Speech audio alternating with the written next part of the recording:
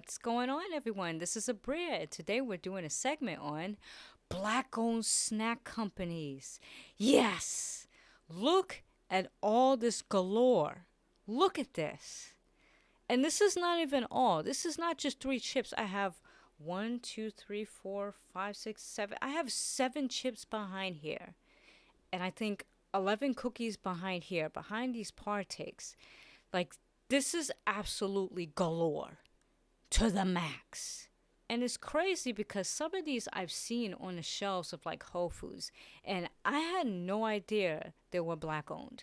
Like Pipcorn, you've probably seen these before. I had no idea. But, anyways, before I start this, I know I haven't been posting much in January, but that's because there's been a lot of personal issues going on with my life. One of them being that I'm currently taking care of a disabled parent, so she needs like intense care. And then also taking a step back to take care of my mental health. So it's been tough. It's been really tough. So I'll try my best to post more often because I really love doing this. Like, I really, really love doing this. I love trying different snacks from all over the world, from all different cultures. Like, it's just so exciting. And then lastly, I did a video on graham crackers and I made delicious s'mores out of them. So I'm really excited to post that in the upcoming weeks.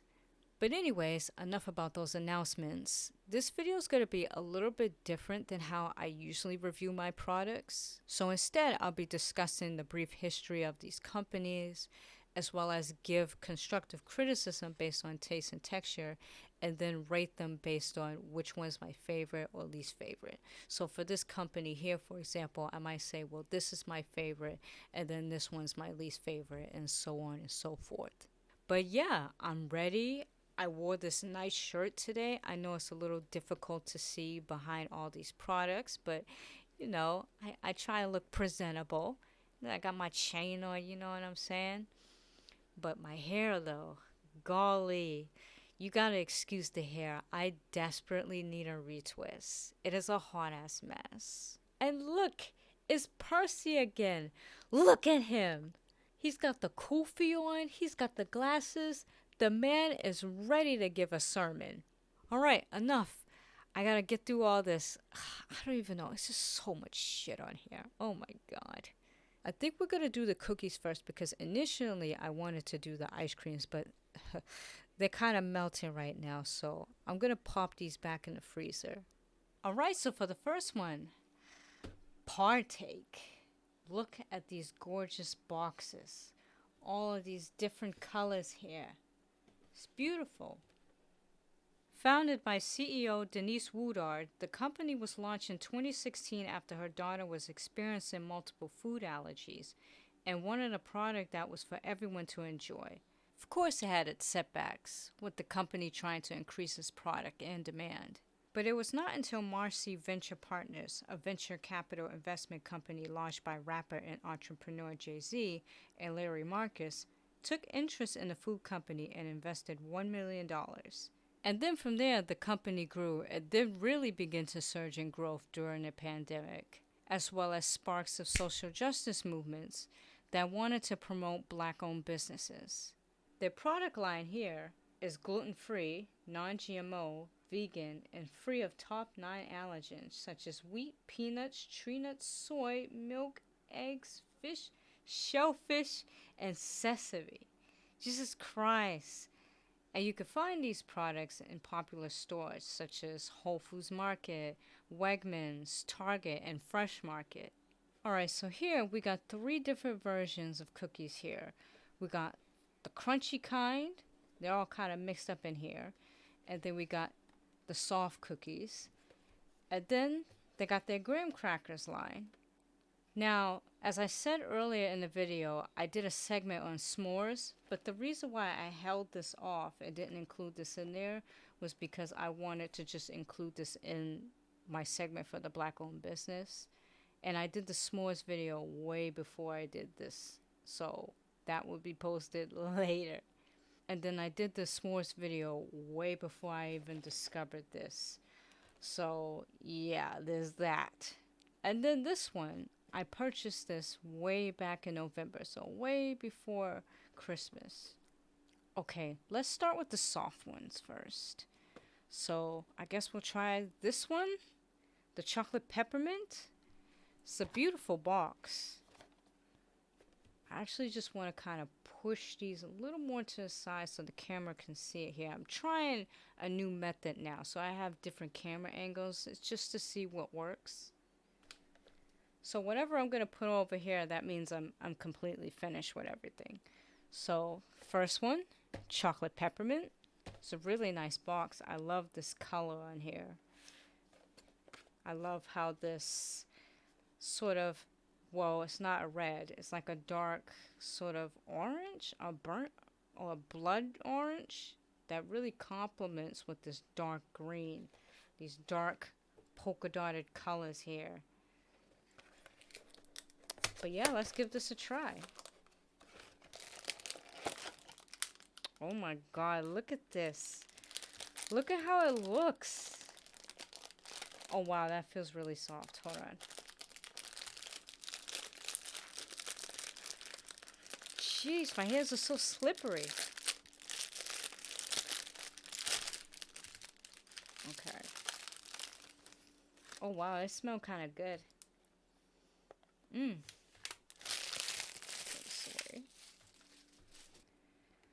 Look at that. I'm gonna sit one here. Okay, so you probably can't really see it on the plate, but here's how it kind of looks up close. I don't know if you can see that. It's nice and soft. I like the texture. All right, let's try this.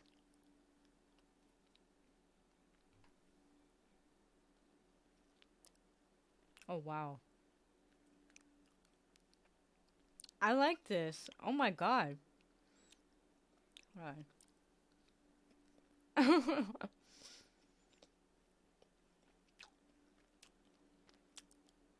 Oh wow. That's really good. What? No. I could have just ate that one now.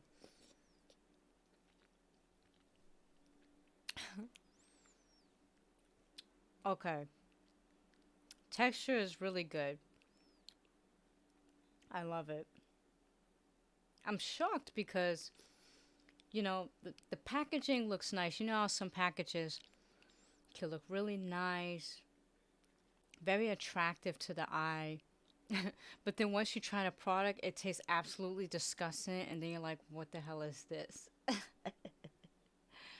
But I'm shocked that it tastes good. And the fact that it's gluten free. Let me see this. Okay, gluten free blend, organic light buckwheat flour, tapioca flour, cassava flour, gluten free oat flour. Okay. So the fact that there's no wheat in this, you know, I thought it would be more grainy, but it's not. That's not the case. Like it's not there. Could be the oat flour that kind of smooths everything out because oat flour is really good as a substitute for gluten free. So that could be why, you know. But usually when there's no wheat in products like these, it could get really grainy and it just deviates away from what it's supposed to taste like. But I love this. I love the texture. The peppermint is a bit light in this, but that's okay. That's okay because it doesn't need to be extreme, right? It's all about the chocolate. That's why it first lists chocolate peppermint. So the chocolate is really good, not too dark, not too sweet. It's kind of like a I'm trying to think of a percentage. Let me give this a bite so I can determine the percentage. Okay, so it's kind of like a 50% or a little bit less than that. So kind of falling into that milk chocolate, but kind of leaning towards the semi-sweet, but not there yet. And then that peppermint comes in as an aftertaste. It just really, you can just feel it all in the mouth. and it dissolves nicely. You know, it doesn't really get stuck in your teeth. It doesn't leave that, you know, awful grainy texture. I like this one. I think I'm gonna rank these as well. So I'm not gonna give it an A, B, or C. I'm probably just gonna rank from best to least. So I don't even have the plastic on this. I'm just throwing this back in here. Oh my god. I'm gonna sit this over here. Okay? I don't know if you can see that. I'm gonna sit it right here. Alright, next one for soft cookies. Snickerdoodle. I love the pink on this light sort of pink, right? Very snickerdoodle-ish. Oh, I slipped it out my hand. Alright.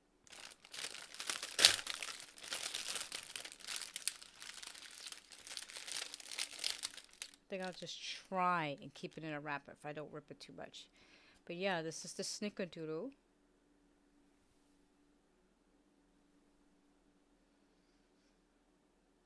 Smells kind of like a... It's got a slight... Is it just me or it smells like... Smells like an oat cookie. Like a sugary oat cookie. Well, duh, there's oat flour in it. What is wrong with me today? Anyways, snickerdoodle. Let's try this.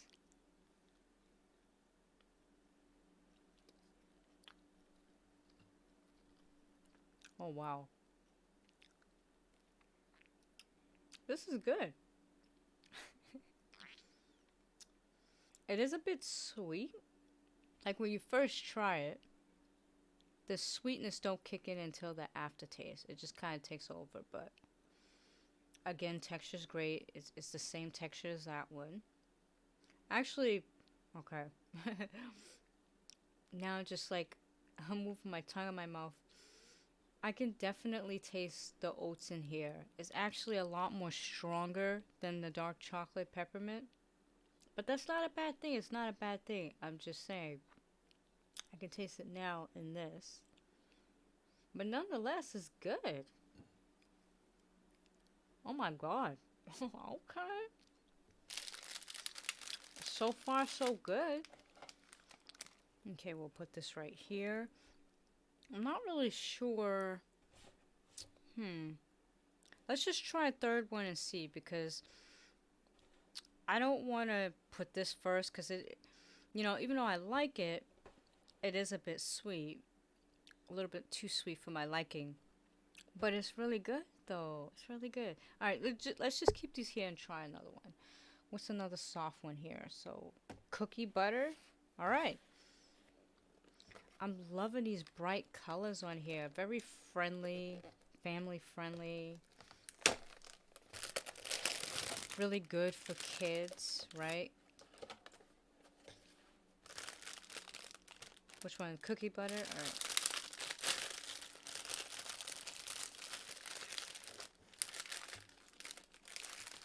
Let me finish this one. So this one kind of looks like the other one, right? Looks like the other one. Alright, let me get the sweetness out of my mouth. Okay. Buttered cookie. Oh.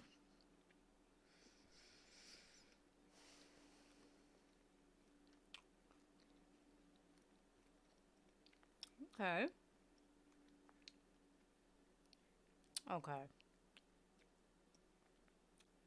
Oh my god. This is good too. Why are they so good? What's wrong here? I usually go off on a product because it never really tastes like it says it does. But I'm shocked because they do. Like, what? So it is sweet, not as sweet as the snickerdoodle. And then the aftertaste, that's when that butter really comes in. It's really nice. I kind of like this one more than the snickerdoodles, but I'm still going to place the chocolate peppermint at number 1. So I'm going to, I know it's hard to see on the other camera because it's cropped, but, ugh. Okay, maybe this is a little bit better, right? I'll line them up later, like, better. Alright, so for the next one, pumpkin spice. Now, you know damn well, if you've seen my previous video, way back, I did a pumpkin segment, and I was not happy with a lot of those products. I went off. Because none of them, or barely any of them, taste like a pumpkin spice. Like, I was so disappointed.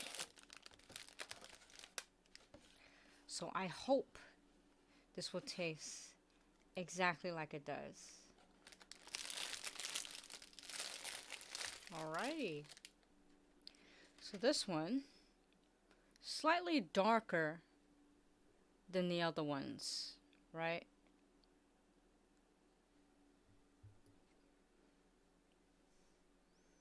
Okay. Okay, I smell some pumpkin spice in here. I do smell it. It's very light though, very light. Alright, let's try this. Pumpkin spice.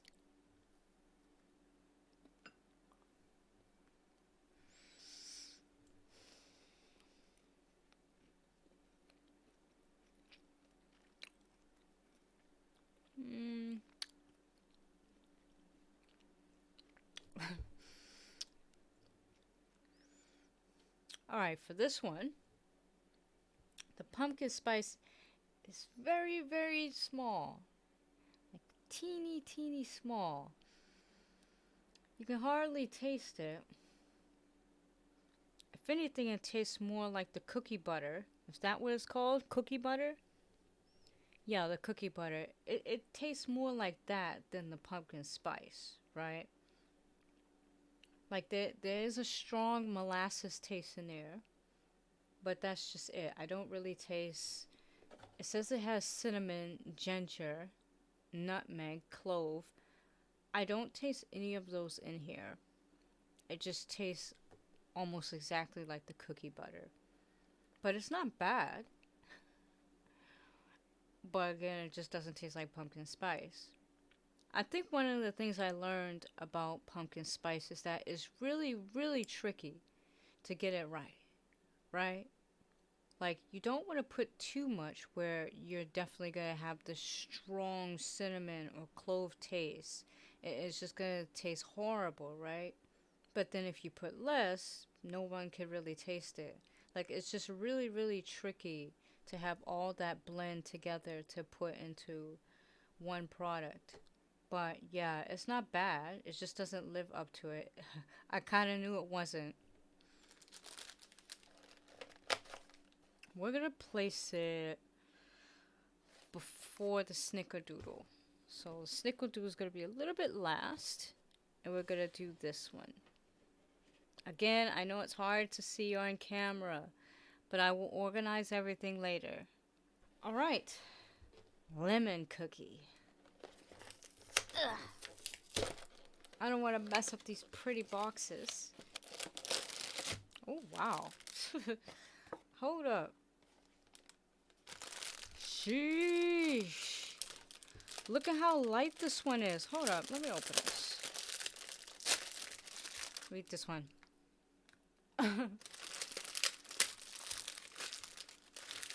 Look at how light this is.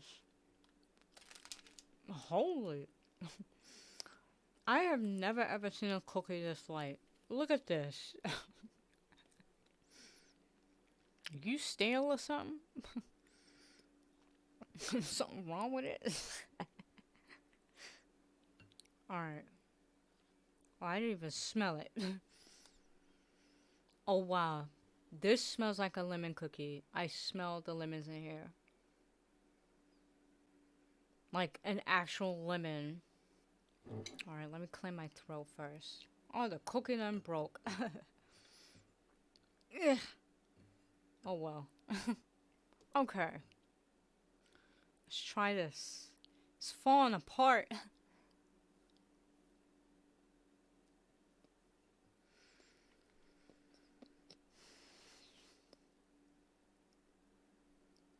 Oh.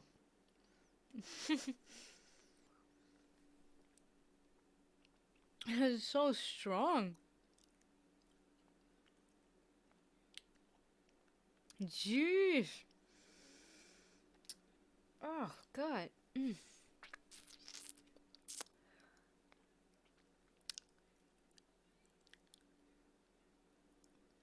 Okay.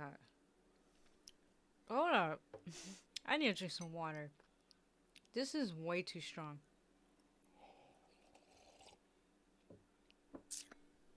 Oh. Okay. So the texture is a bit different in this one. It's a lot more doughy, if anything.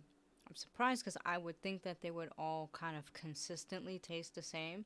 But no, that wasn't the case. This one was very doughy, a bit mushy, kind of gets stuck in the teeth, right?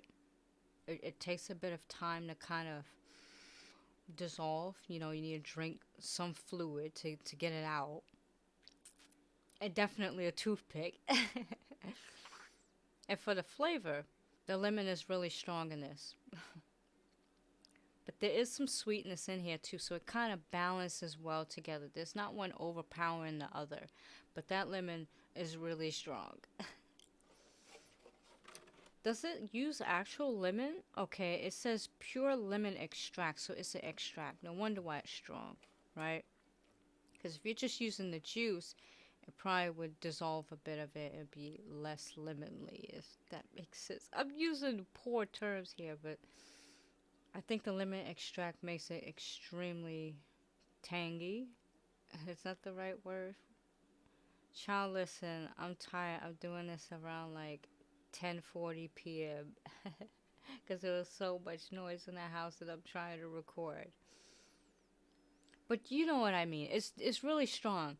If you're into lemons, like lemon cookies, you're gonna love this, right? Because sometimes with lemon flavor or any lemon extract, when it's in a product, you don't really taste. This is just from my experience. I never really taste the lemon when it comes to like a lemon product. It's always more sweet than the lemon. I don't know why that is, but it's good. It's good. It's just not something that I would eat all the time, right? Because I would get tired of it, right? Because the lemon is so strong. And lemon's not my favorite fruit. But it's not bad at all. Again, if you love lemon, you would love this. So I'm just organizing these like this. I know it's difficult to see on camera because of the crop. I'm actually using a camcorder right now because my mirrorless camera, I just got so tired of the camera just getting hot because the battery would get hot and then it would just shut off and turn black, and I'm like, "Oh my god, I have to wait several minutes, like up to 30, sometimes 40 minutes for it to come back on or for the battery to cool." It just got so annoying. So I'm using this and just seeing how it looks, and so far I think it looks decent. I like it. I just don't like the crop. You know what? I'll send them sideways. That's more better, right? Just my dad's here. All right, next one. Chocolate chip. I'm really excited about this one because I love chocolate chips. Wow. Look at this. Oh, they're sticking together. All right, look at that. Beautiful. All right, let's try it.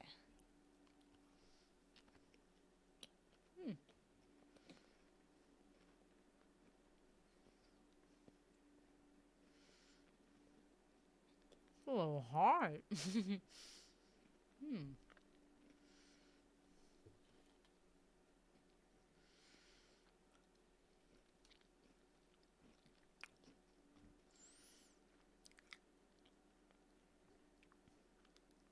Okay.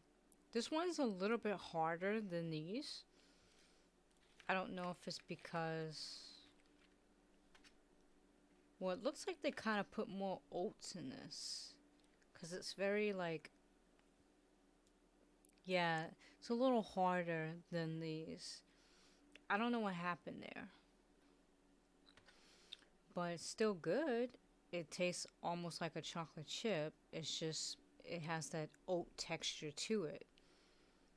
I kind of wish they put more chocolate chips in here because I taste more of the sweetness of the cookie than the chocolate chip. But it's still good. I think I'll place it...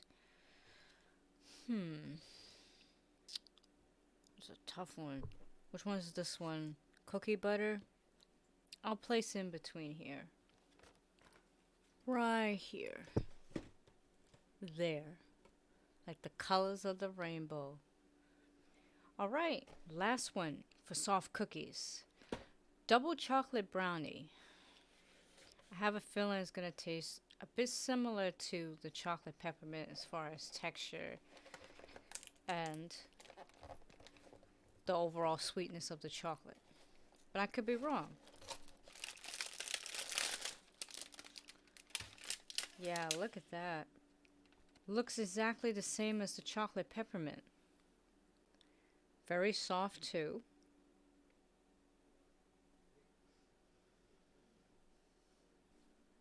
Alright, let's try this.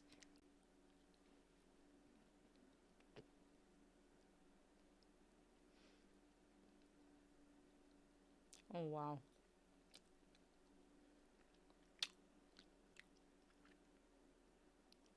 Oh, it's a lot. Jeez. Alright, this one is my overall favorite out of all of them as far as the soft cookies. Texture's great. It is a lot. It does get mushy in the mouth. Maybe because I just chucked it in. But it disappears easily. This one is not as sweet as the chocolate peppermint. It's kind of leaning towards a semi-sweet. But that's normal because it's a chocolate brownie. So brownies are usually that percentage. It's not going to really be sweet. But this one is my favorite. Absolutely good. I'll put this first. Alright, so as far as the order for the soft cookies. So these are my most favorites to least. Like, they're all good, but it's just towards the end, it's just something that I would have to eat out of desperation. But they're all good though. I'm shocked. Like, I usually never really like a product. I'll be like, okay, I give it a C. Like, this is awful. I give it a D. I give it an F. But I'm surprised I really like all of these. Like, oh my god, this is a really good product. Like, she put her heart into it. So whoever was helping her making these, they did an excellent job. Like, I'm impressed. I really am impressed. But yeah, good job. Like, these are good. I would definitely buy this product line again, especially this one here. This one is so good. Like, oh my god. Alright, so let's start with this one. Holiday Sprinkle. Now, I believe this one was launched during Christmas, right? Or around, like, the winter. I don't remember. But I think I kept this one way back. Because, again, I didn't want to put it in my Christmas video, right? I think it was part 2 of, like, holiday snacks. But yeah, I wanted to wait until I do a full product review of this. So I just kept it.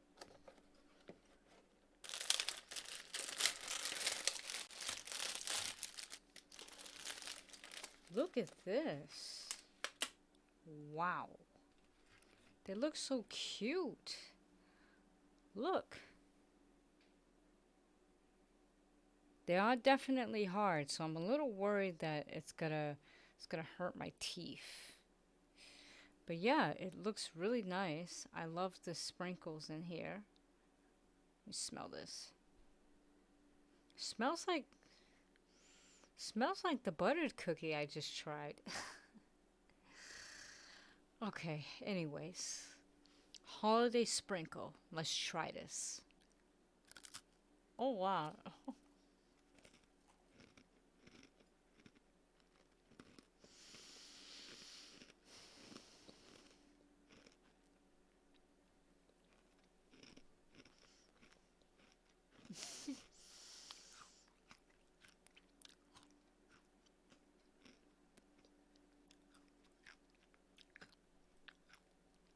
Okay. Ooh. Oh, okay. There's a lot of different flavors coming in. Like, what's going on here? I think it's okay. Texture is a little bit hard, but it does dissolve easily in the mouth, so that's nice. If you have bad teeth like mine, you probably have to chew really, really slowly. Hold on. Anyways, yeah, you want to chew this slowly. You don't want to chuck this in your mouth at all. It's just, it's not going to feel good. As far as taste, it tastes almost exactly like the cookie butter, but it's very, very strong. Like a strong buttery taste. I'm curious to know where that flavor comes from because this is allergen friendly, right? So where is that coming from? My educated guess would be the sunflower oil because I know sunflowers in general, when you grind them up and such, it really does have a nutty taste to it. And it's fairly high on the list, so it's right behind the gluten-free flour and the cane sugar. But yeah, I don't know. It's strange. I probably wouldn't place this first place on the list as far as the crunchy cookies because the nutty taste is so strong. It's kind of a turn off. I'm sorry. Not my favorite. Just when I started to like this list, I now have a least favorite. Okay. Let's move on. Alright, so for this one, chocolate chip, crunchy version. Let's open this.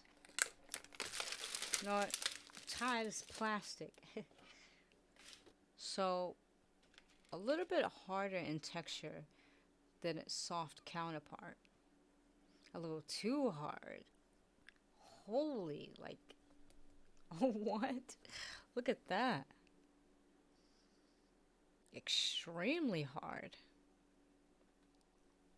Alright, let's try this.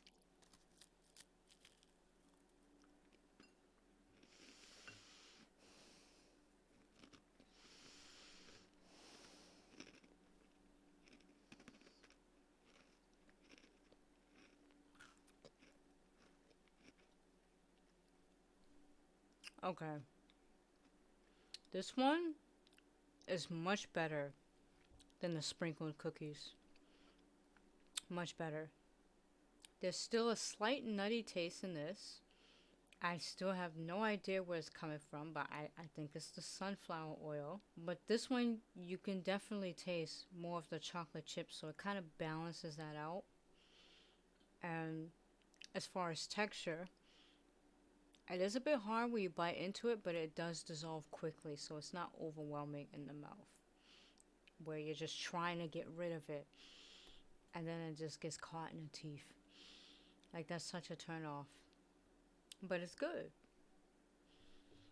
I'm going to place this in front of the sprinkled cookies. Alright, next one. Birthday cake. I love the colors on this. Nice and purple, but really festive. Something that can actually be at a birthday party. if you were giving these out. Let me just eat the rest of this here. Oh no! I got crushed. What happened? What? I swear I didn't do that. I was careful with these boxes. Hold up. Yeah. Look at that. It got ruined. No big deal. Probably one of my Instagram shoppers. But again, it looks really nice as far as the colors. Looks just like the sprinkled cookies. But it's nice looking. Alright, let's try this. This is the birthday cake. Yes! Oh my god!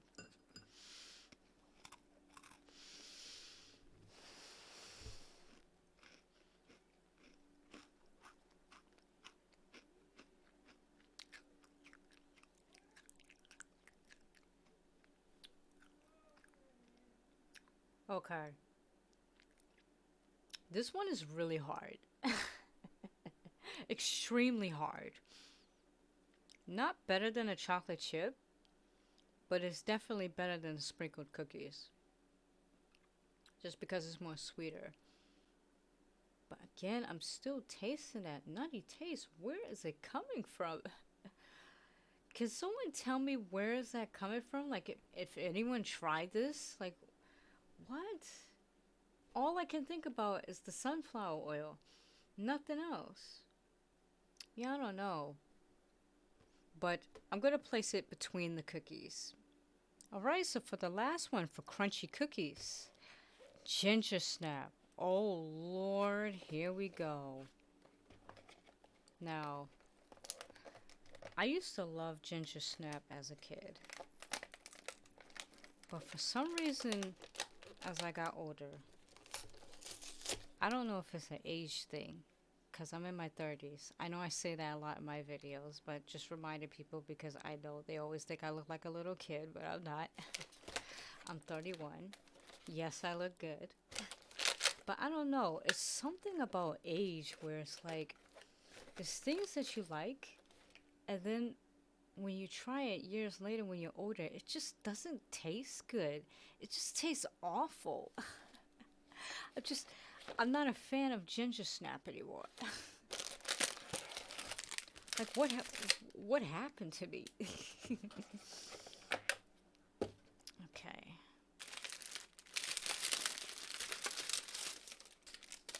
Alrighty.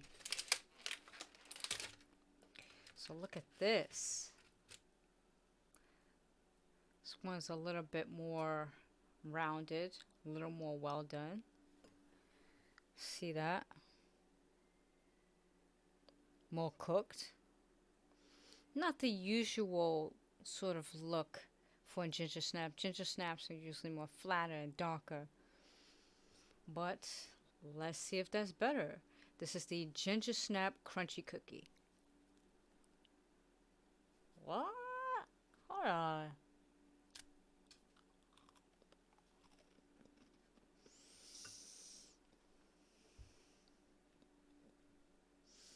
What?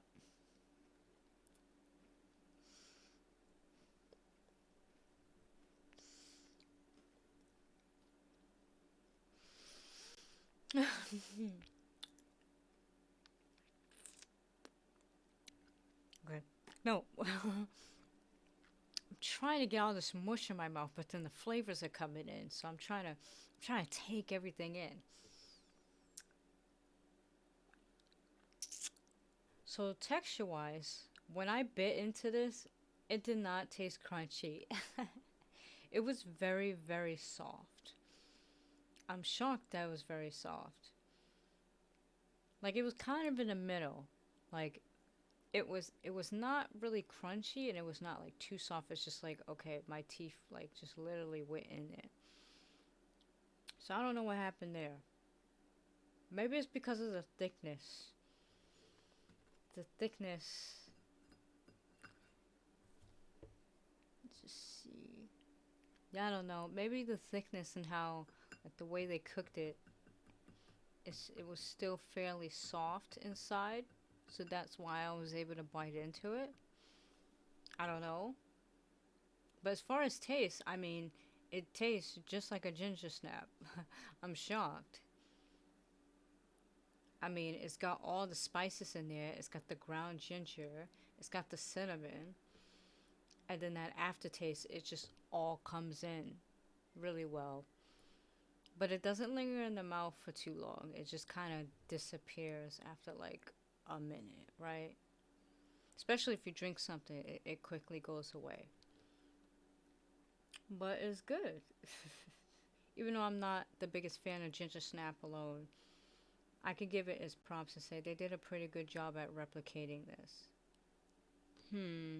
I'll place it between the birthday cake and the chocolate chip. Yeah, I know. But it's just that nutty taste. It just doesn't do it for me. This doesn't have it for some reason. I don't know what happened there. Maybe it's the ginger and the cinnamon that just overpowers everything. But yeah, I don't know what happened. Like, what? Okay, so this is the lineup from greatest to least. So this one, definitely my favorite. Really good. I love the chocolate chips in this. And for this one, like I said, even though I'm not the biggest fan of ginger snap anymore, it definitely tastes like ginger snap. So it belongs here. And then these two, for some reason, I don't know what happened here. It's got a really strong nutty taste. It's just, it wasn't working for me. But the birthday cake is slightly better than this. But yeah, I don't know. Out of all the ones I've tried, I would definitely have to go with the soft cookies. I think these are a little bit too much on my teeth, right? Like, this is something where if someone eats it, like if they just like chucked it in their mouth, like a tooth can break off. And the oat blend with the gluten-free flour it just works really well with the soft cookies. Like, here it's just more nutty. Like, what happened? I know I keep saying that over and over again, but if you were to try these, especially these two, you know exactly what I mean. But overall, I haven't really been disappointed. I think it still kind of needs work on certain cookies, but so far it's been good. Let's get to the last one. Okay, so for the last one, classic Graham style crackers. Oh boy. This one, just by looking at it, looks like Pamela's, right? Pamela's, was that Pamela's or the Knick? I think I'm pronouncing it wrong. Nick Nick's Knick Knick Paddywhack Cha. I don't know. Can someone in the comments section tell me how to pronounce that brand? Because I honestly don't know. But yeah, the Graham looks just like it. I hope it tastes good. I'll be so disappointed if it isn't. But let's see. Put my cup over here. Jeez, they all got crushed. Oh no. Hold on. Look. I don't know if you can see that. What happened? Looks like I won't be making s'mores out of these. This is how it looks. Yeah, definitely looks like Pamela's. Or the Knickknacks. Very, very flat. Very, very hard, right? Looks like it was kind of handmade, which isn't a bad thing. I admire that. Let's try a broken one. Oh, we didn't even smell it. Hold on. Oh, wow. You know what this smells like? It smells like the graham cracker goldfish I ate during like one of my holiday videos. It smells just like that. Smells really good. But it smells exactly like that. All right. This is the classic graham cracker by Partake. A broken one.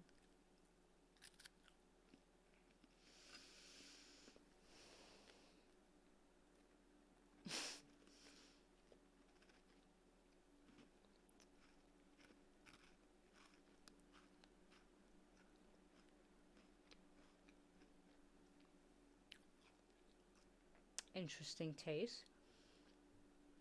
Okay, for texture, it's very grainy. Very, very grainy. Not that it's a bad thing overall, but in some cases it could be a bit too much. For here, it's kind of a lot. And the molasses and cinnamon is really, really strong in this. Like, really, really strong. Like, if you like molasses, or if you like that strong cinnamon taste, then this could be it for you. For me, it's just, I don't know. It's not that it doesn't taste like a graham cracker. Obviously, the texture itself doesn't mimic a graham cracker at all, right? It doesn't have that crunch, that hard crunch like a graham cracker. It's fairly soft when you bite into it, very grainy, kind of stays in the mouth, right? But the spices, it really does kind of resemble a graham cracker. But it's so strong. Like, I can still taste it in my mouth. It's kind of like this weird, like, not like burning, like, oh my god, it's burning, but like a,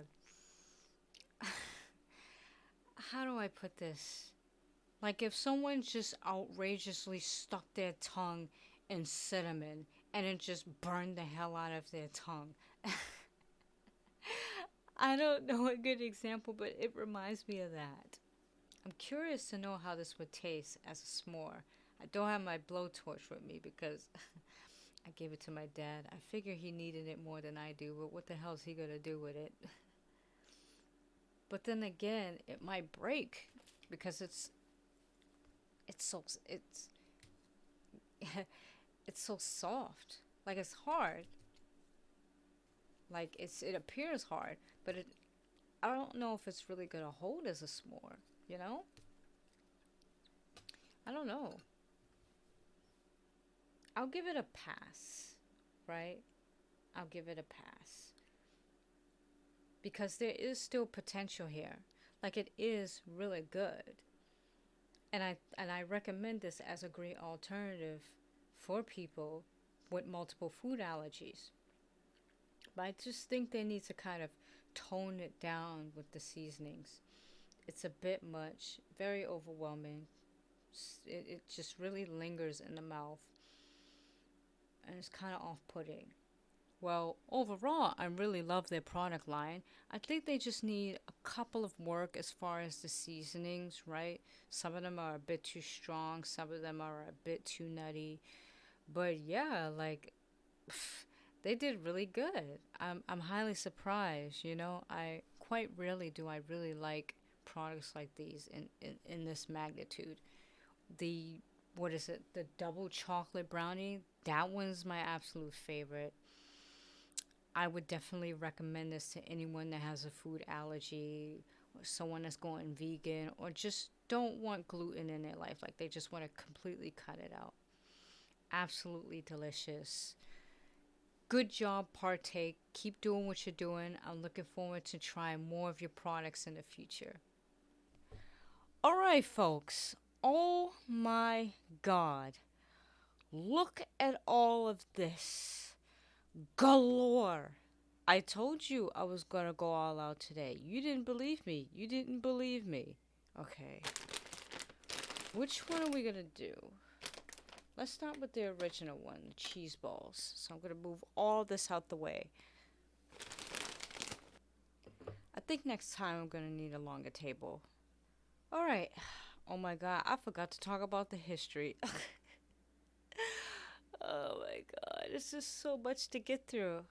So, Pipcorn, or Pip Snacks, is a snack company created in 2012 by siblings Jen and Jeff Martin, along with Jeff's wife, Teresa Sao, after Jen was experiencing multiple food allergies beginning in her childhood.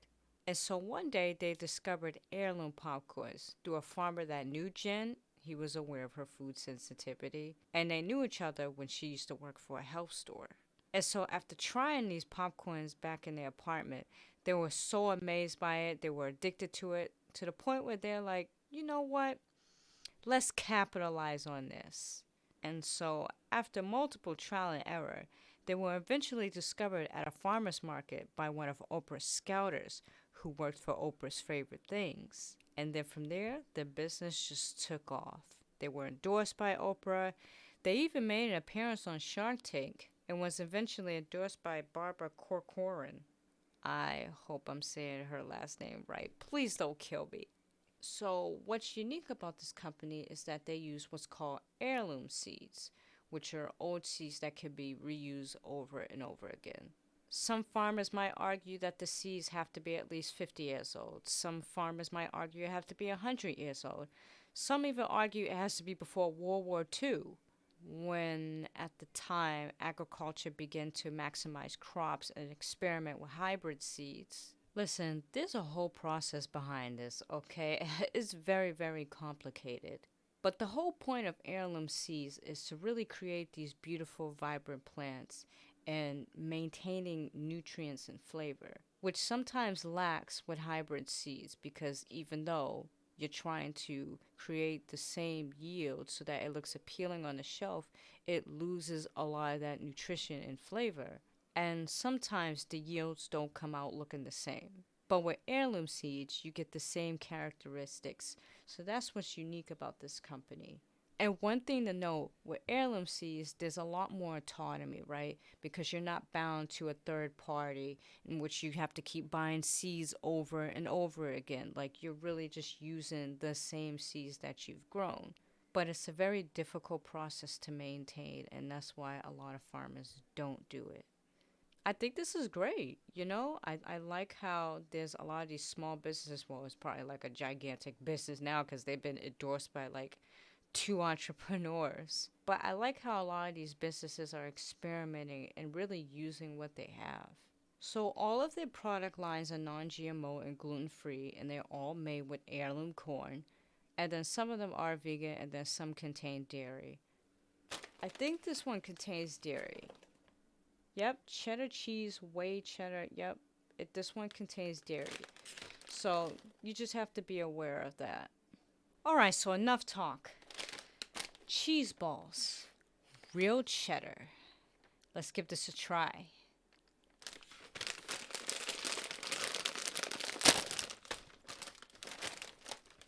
Let's pour some here so you can see it. Oh.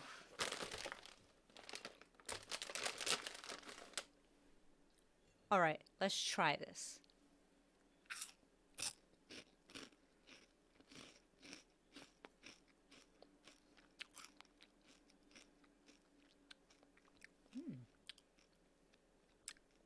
It's pretty good. Texture's great. Not too hard, not too soft. It's got like a soft crunch to it. Tastes clean, right? And it's nice and cheesy. Like really, really cheesy. I'm about to eat all this. What up? Yeah, this is great. I noticed they're not as round, right, as other cheese balls. Not that it matters though. I like the imperfection, right? But I noticed they're really kind of flat. See that one? I don't know if you can see it on camera. But it's whatever. But I like this. Alright, we're not gonna have enough space to put the chips on the side, but once I'm done eating all the chips, I'll lay them out so you can see the order from least to greatest. Alright, we got the next one. Crunchies. I'm pretty sure it's gonna taste exactly like the cheese balls. But let's open this. Oh. Jeez. Look at that. Look at how long this is. It's pretty light in color. Very light. And then you got some small ones here. Alright, let's try this.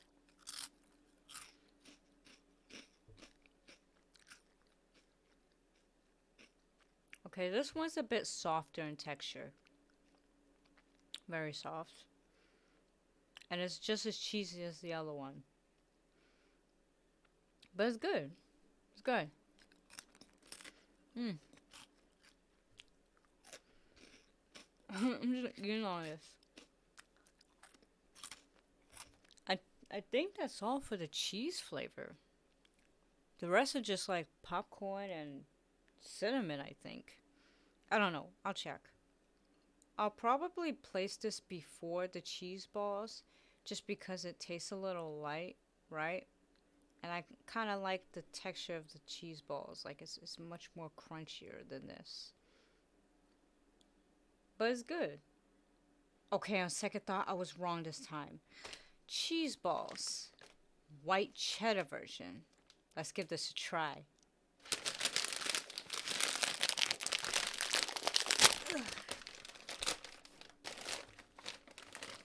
Oh, I meant to say, oof.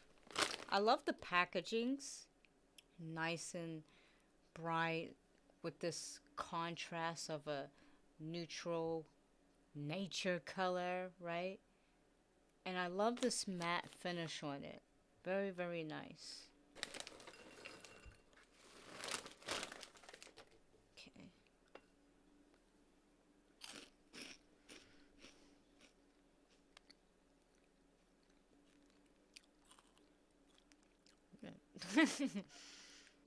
Jeez. What happened? Oh no, it happened so fast. It's like the taste came and then it went. Okay, this one is okay. Probably not my favorite out of all of them that I've tried so far. This one tastes like Monterey Jack cheese. Is that how you pronounce it, right? With a whole bunch of salt just dumped into it, right? And then when it dissolves in my mouth, it's just the taste is gone. It's like, what happened? What kind of cheese did they use in here? It just says white cheddar cheese. Interesting. Yeah, it's probably not my favorite. It's okay, but I probably wouldn't put this above the list. Alright, next one. Popcorn. Or mini popcorn. Sea salt. Let's give this a try.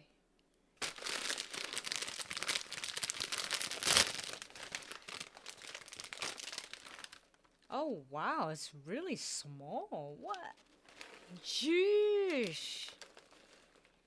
You see that? Look at how small this is. Holy. I never seen kernels this small. What happened? It's a very interesting choice of a product. Okay, let's try this.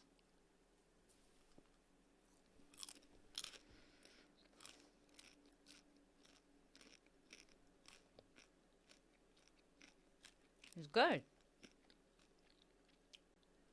Texture's great. I'm surprised I don't taste any kernels. Right?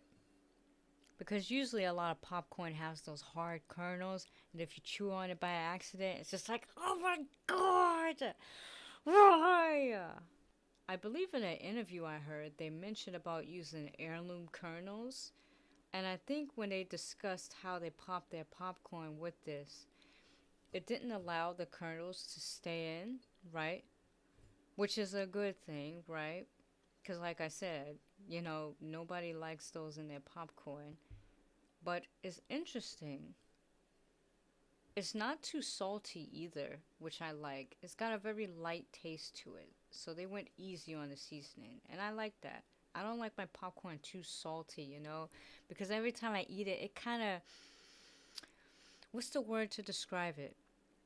You probably have the experience, right? When you eat tons of like salty popcorn or buttery popcorn, like at the movie theaters, and it leaves this weird sort of feeling on your I can't even talk, on your lips, right? It's just very weird. It is so annoying. It's like it feels like it's shriveling or some weird feeling, right? I hate that. But this is good.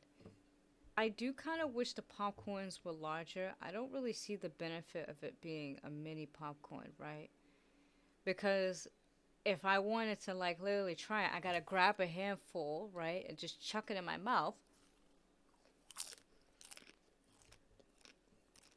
Because who's gonna pick these up with their little hands, like, if a kid choke on this. But overall, it's good. Where am I gonna place it? That's a tough one. I'll probably place it second, so before the cheese balls. Alright, so next one. It's another mini popcorn, but truffle flavor.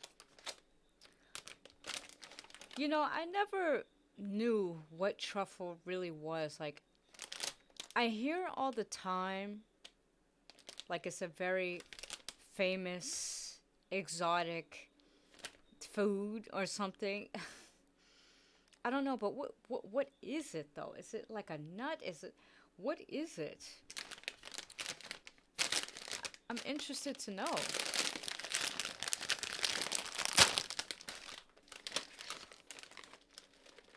Well, we'll find out. Do I smell? Hold on. Oh, God. What? Smell like a. It's got like an onion smell to it. What the hell? Okay. Okay, now I'm scared because I don't think I've ever had a truffle seasoned popcorn before. Well, obviously not because I'm trying it for the first time. But, okay. Let's just try it.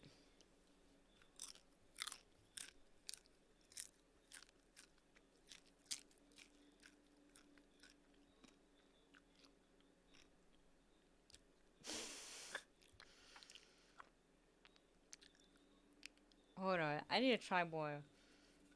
What the hell was that? Hold on.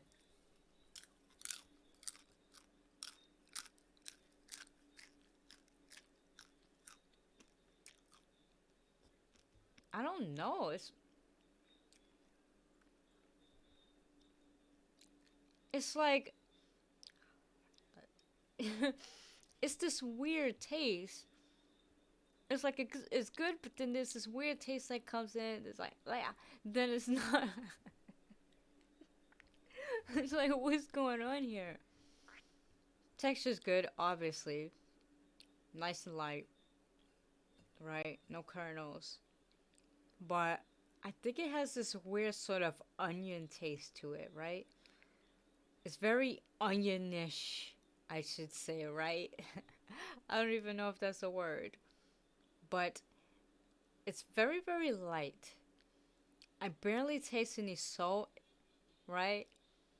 And then it just kind of goes away, and then there's this plain popcorn taste. But it isn't really bad. Like it's kind of like how do I explain this? It's not bad when it's plain, but then that taste come in. It's just kind of weird. It just kind of comes and goes. Like, what's happening here? I don't know. It's a strange taste. Hold up. Yeah, I can taste it when it first hits my tongue, right? But then after it dissolves, oh wait. And then I tasted something spicy. I don't know what the hell is going on. Yeah, it's the taste is at the beginning, then it leaves, and then the plain taste come in, and then it kind of comes back. I don't know. I don't know. It's not like bad like bleh. It's like if I see it in the house and I'm desperate for some snacks, I'll grab it and eat it and deal with the taste. Does that make sense? It's like some people who have an addiction to cigarettes, right? It's disgusting, but it's addicting. I guess. Yeah. Listen, my brain is fried, so I can't really talk right. You know what? I think I'll put it in third place just because I like the plain taste of it. And I think it's much more better than the crunchy and the white cheddar cheese balls. Alright, so next one. Spicy cheddar popcorn with Tabasco sauce flavor. I don't know if I can handle this one. I'm not very good with spicy foods. I'm really not. Good Lord. And it's new too, so this is the new flavor here. See that? Well, I better like it. Oh wow. Oh. I can smell the Tabasco in here. Jeez. Oh, too much. Look at that. It looks like they kind of dust it. It sort of looks like they use like a pepper powder on this. Like maybe they dehydrated the pepper from the Tabasco and then made it as a powder and then just sprinkled it on here. Let me just see something. Oh, organic extractives of paprika, so that's the color. Tabasco brand spray dry flavoring. Interesting. So the red or this yellowish color that's on the camera, it's the paprika. But yeah, let's give this a try.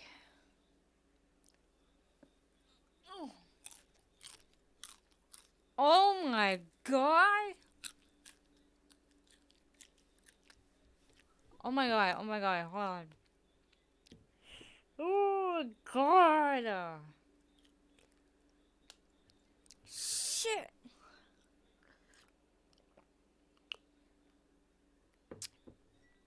Oh my god. Oh. Ooh. Sucker's hot. Oh my god. Now that is some hot sauce in this. Oh my god. That's really hot.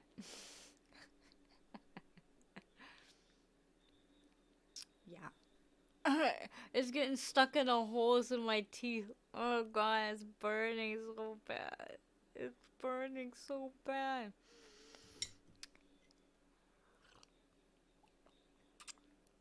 Ugh.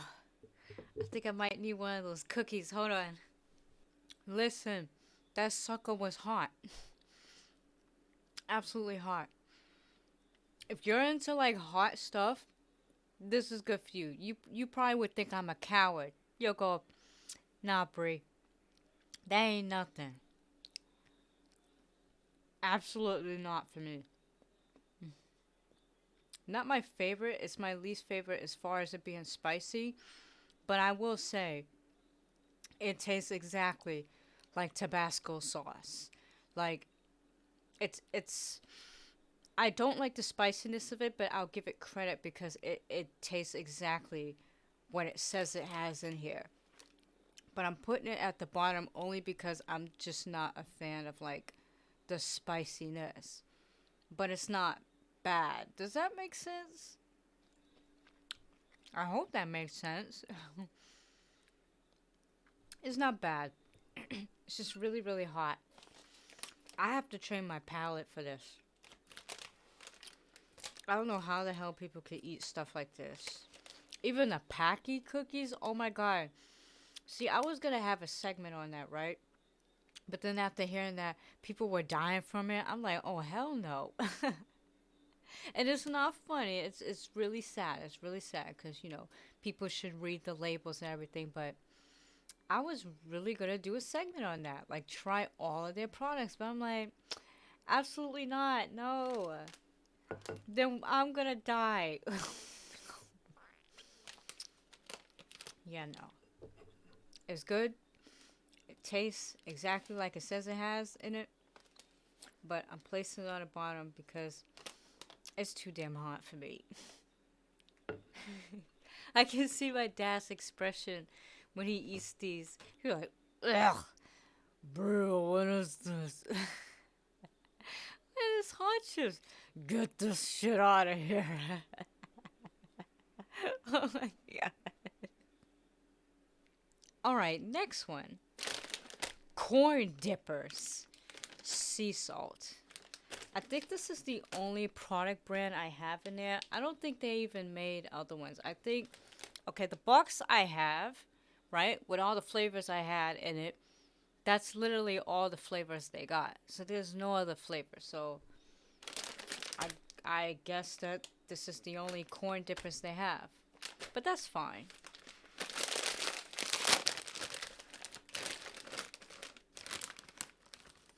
Oh, wow. Oh, it smells like some strong-ass corn. Like someone's corn. Jesus.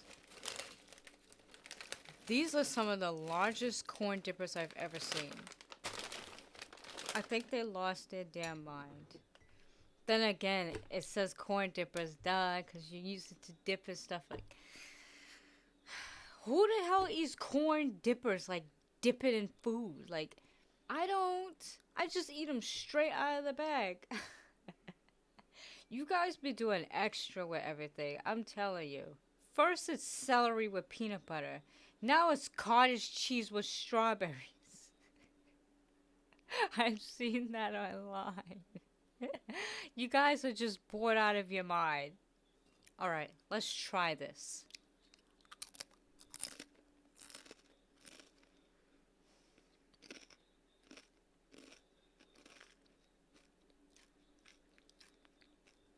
Pretty good. I like this. This is probably the best corn chips I've ever tasted. Seriously.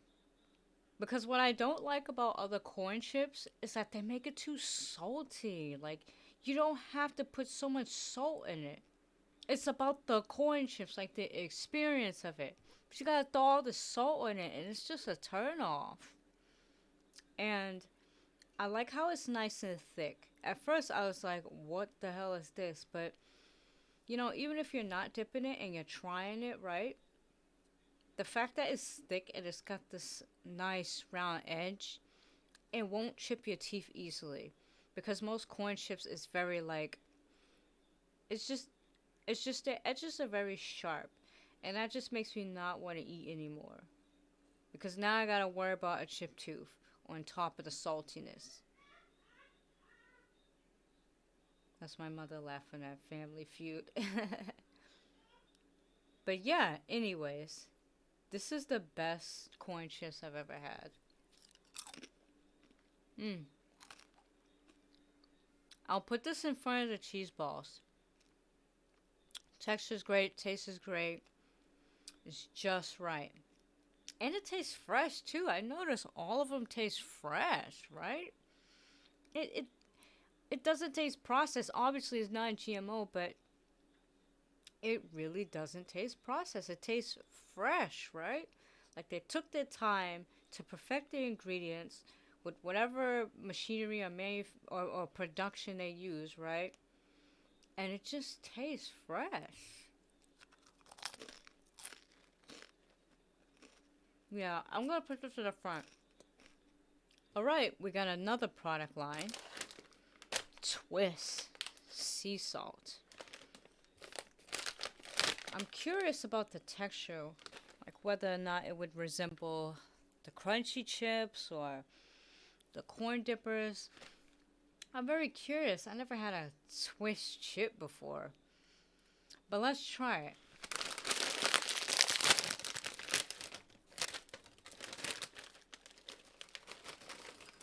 Oh wow. So it's like a puff texture, like the puff chips.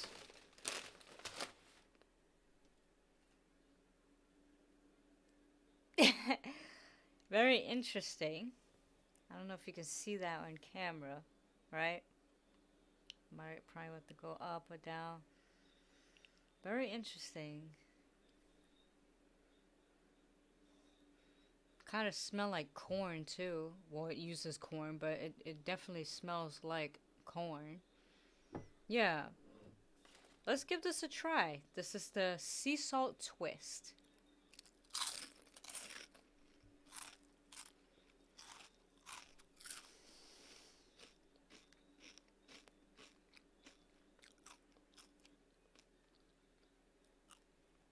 It's okay. I like the texture. Very soft. Resembles a cheese puff, right? As far as the texture, right? But it dissolves quickly, which I like, so it doesn't stay in the mouth.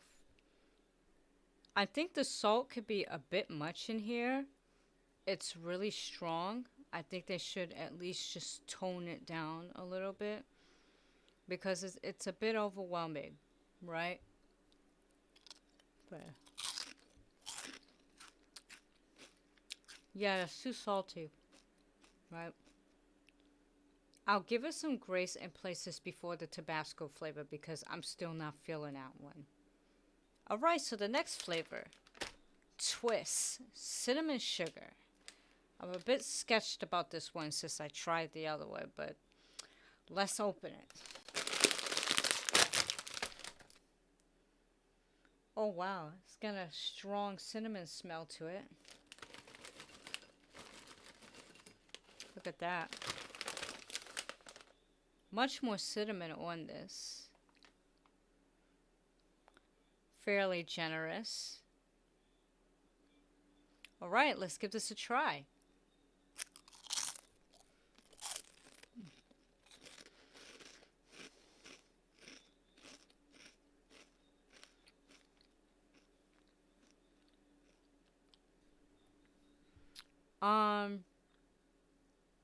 I like the seasoning a lot. It's really good. I just don't think it really works with this texture. It's really strange. Maybe it's because it's made from corn, right?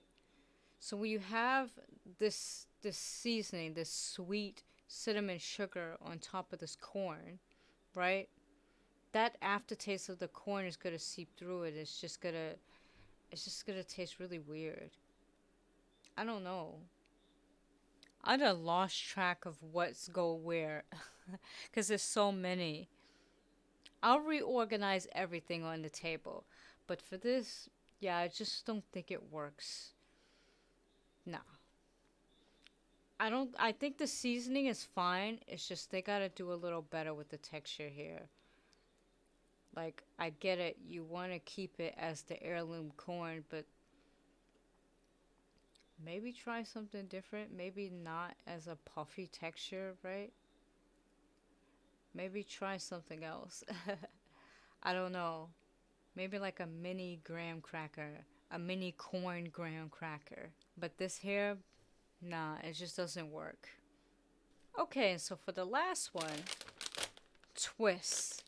Honey barbecue. I don't know. I mean, I wasn't really a fan of the other two, so my hopes are down for this one.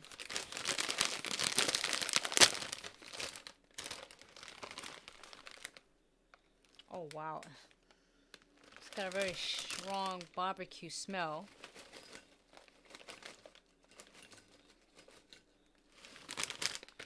Okay. Nice and red, this red orange. I love it. Very bright and vibrant. It's probably a little darker on the cameras, but very nice. Alright, let's try this. This is the honey barbecue twist.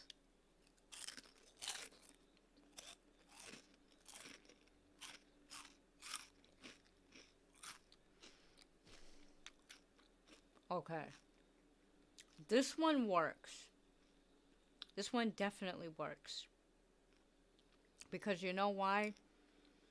It kind of reminds me of pork rinds. Right? Pork rinds. Is that how you pronounce it? I tried it over a decade ago, but I limit my intake of pork. I can't be having all that. But anyways, it reminds me of that, right? If pork rinds had a honey barbecue flavor, this can work, right? Way better than the cinnamon, way better than the sea salt. Like this one, they nailed it with this one. Yeah, I love this. I love this a lot. The texture really complements with the seasonings in here. It does have a slight spiciness to it, right? But it's very mild.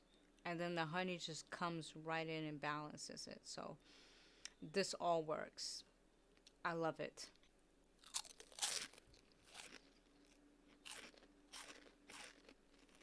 Good job with this one. Alright, so here's my list right here. This is absolutely ghetto. This is why I need a bigger space. But look, first one listed is the twist, the honey barbecue. I really love that one. Second one is the corn dip. Third one is the cheese balls. Fourth one, the mini popcorn sea salt one. Then the next one's the truffle. Then the white cheddar. Then the crunchies. Then the plain twists.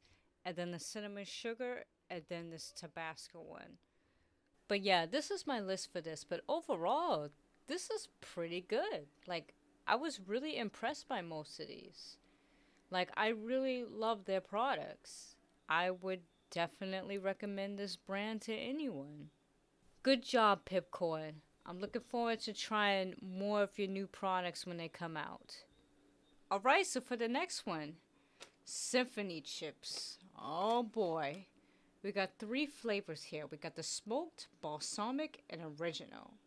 Originally called Symphony Spices, it's a family business founded by retired Las Vegas chef Andre Anderson and his son DeAndre Anderson in 2010.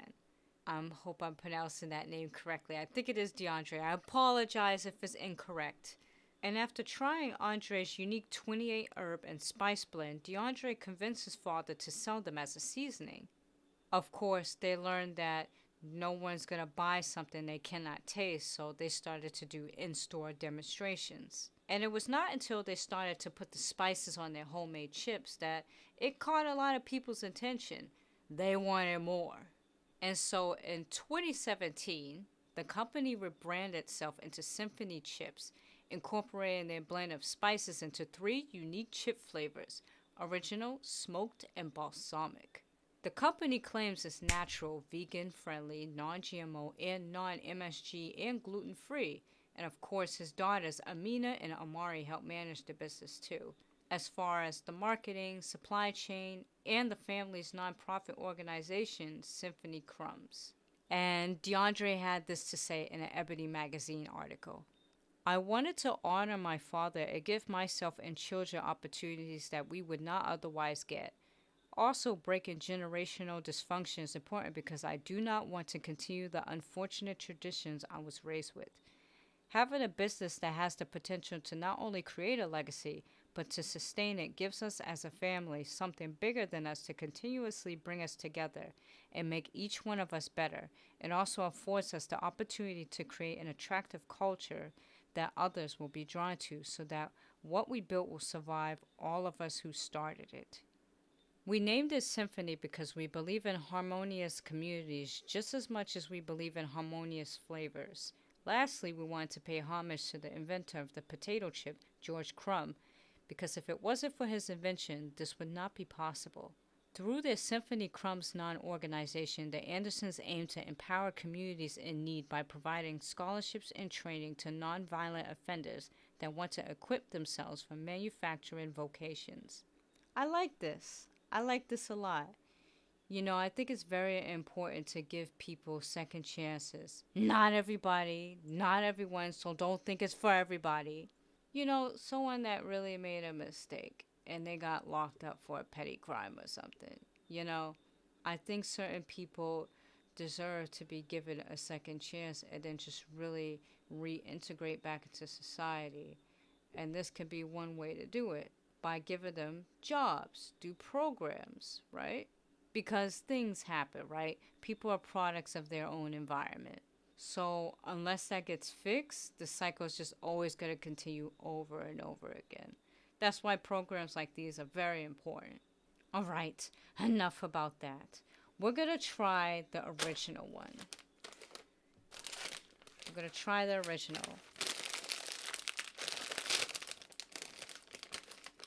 Just pour it out. And that's them on the back.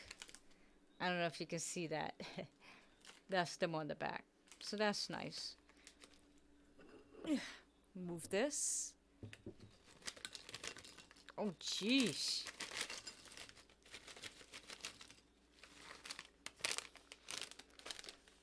Oh, it's strong. It's like a... Oh, it's like a strong pepper and paprika. My God. So this is the original. This is what it looks like. I don't know if you can see that, but that's what it looks like. And yeah, let's try it.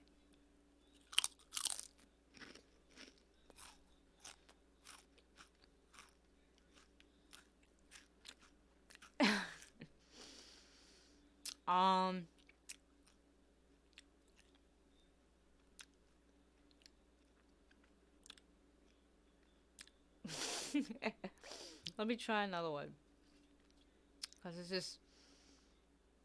just came so fast.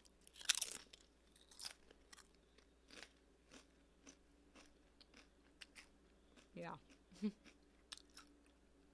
When they say 28 herb spices, this is exactly what they mean.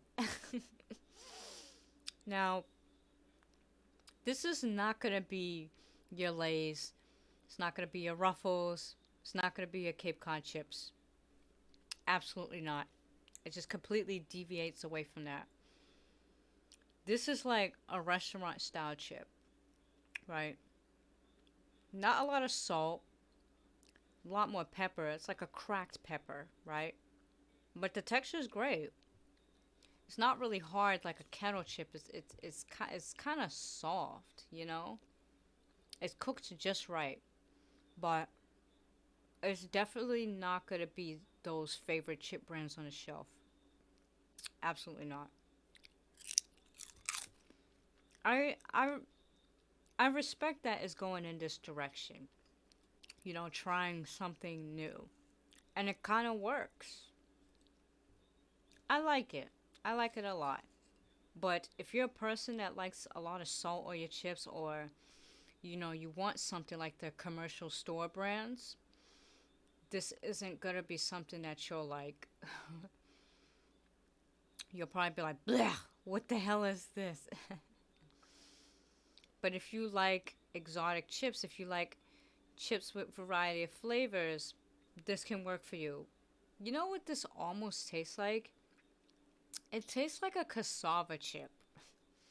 It kind of mimics that texture, right? But it's really good. I like this one. Tastes like eating them. Alright, so we're going to try the balsamic one.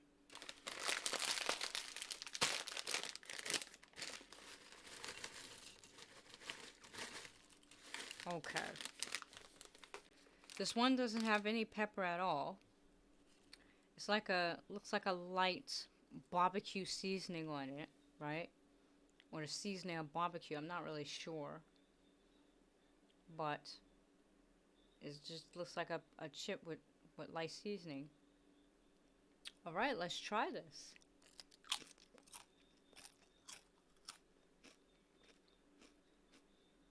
Okay, this does kind of taste like barbecue. Yeah, a very barbecue taste to it without the honey. And then a small hint of vinegar in it. I believe balsamic's got vinegar, right? Yep, it's vinegar powder. Interesting. I kind of like this one better than the original. Just because the seasonings really blend well together.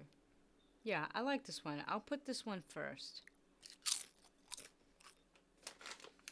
Alright, and so for the last one, smoked soapiness. Oh wow. Okay, this one's a little darker than both of these. Kind of looks like a blend of both of these. But take a look at this. Looks good though. Alright, let's try this.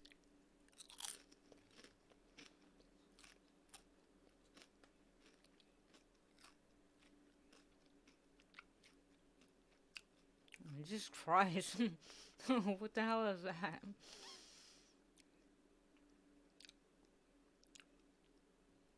Hold on, I need to try another one. What was that? Okay, this one has a very strange taste to it. It almost tastes like the original. And then it's got a bit of that sort of barbecue taste to it, or balsamic taste to it, but there's no salt. And is this supposed to be spicy? Because it doesn't taste spicy at all. Okay, there's hickory in it, so it's like a barbecue almost. I think it's the parsley. It's got a strong parsley taste to it. Parsley and pepper with no salt. Probably not my favorite. Alright, so I organized it. So, the first one I like is the balsamic. So that's the first one on the list. I really, really like this one. I think the seasoning is the best out of all of them. Tastes like barbecue sauce with a bit of vinegar in it. I love the blend of the two. Definitely my number one. And then the second one is the original. Just because I do kind of like the cracked pepper. I wish it was a bit more salty. But it's okay, right? And then for this one, I don't know what they were trying to go for this one. It has a very strong parsley and cracked pepper taste with no salt. So it's like, what's happening here? No. But overall, I think this company's heading in the right direction. I just would love for them to sort of experiment with different spices and see what works. Like make a, shit, my brain is just so fried I can't even think. Maybe make like a red wine with Himalayan salt and vinegar, right? I know Cape Cod had a brand for that. I think it was like a special brand for like breast cancer month or something they were doing, right? That was really good. But I really would love for them to kind of branch out and experiment more. I know what they're going for, right? Because again, the father, he did work as a chef. So, these spices would be unique to those types of extravagant restaurants, right? But I really want them to do more. But this is a step in the right direction. But for this one, I think they really nailed it.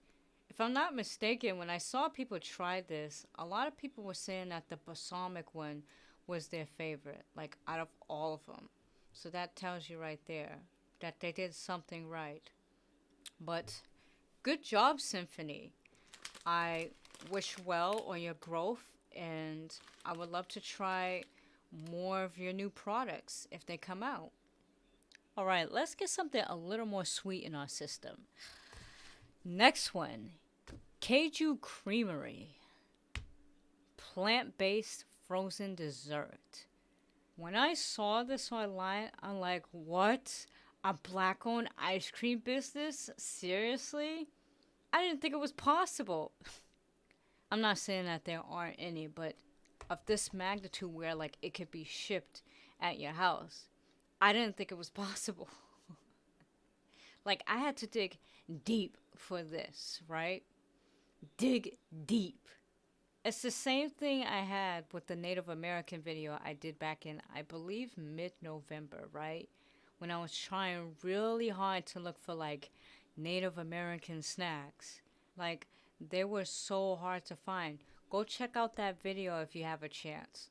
But I was in awe of this. Just look at the packaging. It's so beautiful. Nice and clean, too. Very homey, very friendly. It's got this, these bright, exotic look.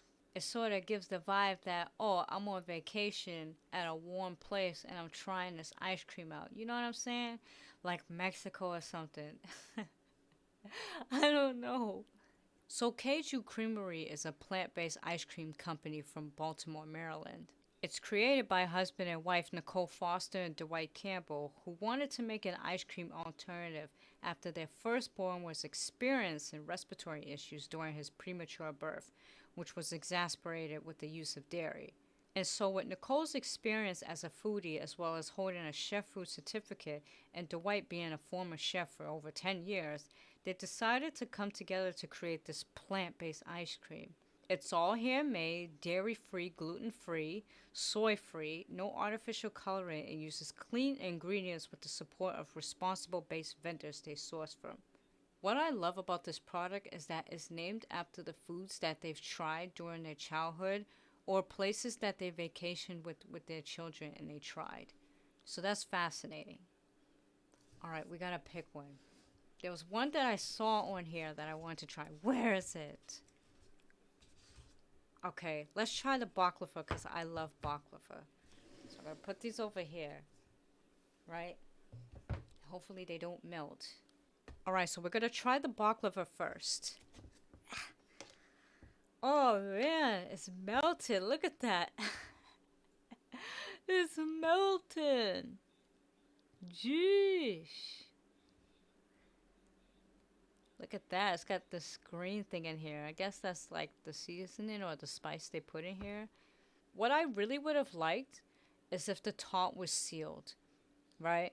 I'm aware it's handmade, but with these types of ice creams that don't have a sealer on it, you kind of want to be careful, right? Because these days, people be tampering with the ice creams, people licking the tops of it. I don't like that, So you want to seal it to make sure that nothing gets in it, right? That's just my only small gripe.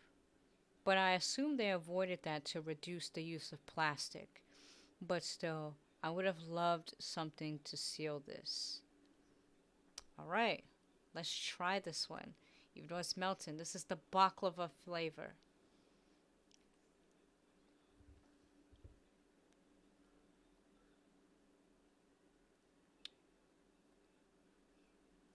Oh, wow.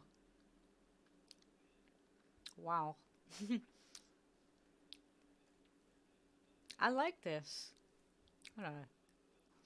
It's good. I taste a bit of the baklava in here, but it more so tastes like a strong vanilla bean taste, right? Like a sweet vanilla bean. And this is made from cashews, correct? And I'm seeing on here that it does have coconut milk. And if you know me, I'm not really a fan of coconut, except for almond joy or mounds, right? Like the bounty bars. But I'm not really a fan of coconut. I don't know, for some reason I tried a product and it just gave me a bad reaction, right? Maybe it was refined. I don't even know, but it was a horrible experience. And even when I tried other ice creams that were more plant-based, they had a lot of coconut in it and it took away from the actual taste. It was so horrible. But for this one, I felt like I didn't taste that. Like it really tastes like ice cream, like there's milk in here. It's interesting. Yeah, they did a really good job with this. I don't taste the coconut at all. I don't really taste the cashew. It's just straight up vanilla bean when it hints of baklava. Is that a nut in it? What is this? Is this a nut in here? I just saw something. Oh, it's a pistachio.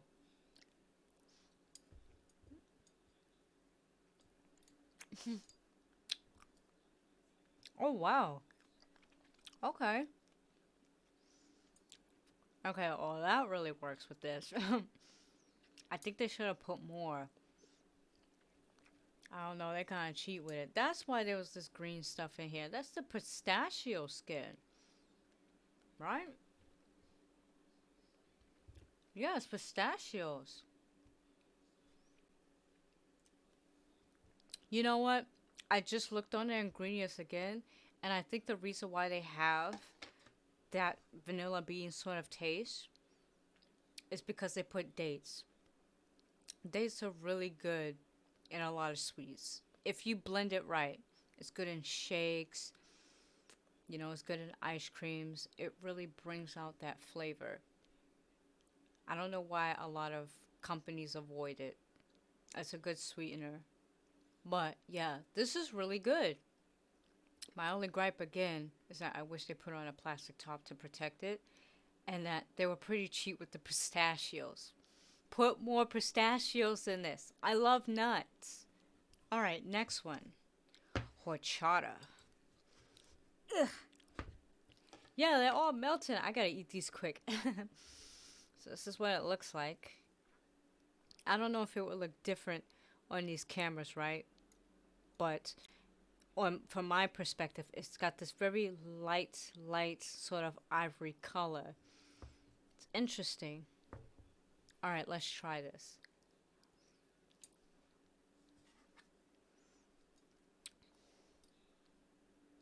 Oh wow, that's that horchata's strong. Jeez. Very strong with the horchata. Very sweet. More sweeter than that. It's good. I probably would place the baklava first because I'm a huge fan of baklava. This one, even though it's good, I feel like I would get tired of it because it's too sweet. It's not the company, it's just me. Like, I can't have too much of sweetness or too much of something, right? Because it just makes me sick. But this is good. This tastes almost exactly like a horchata.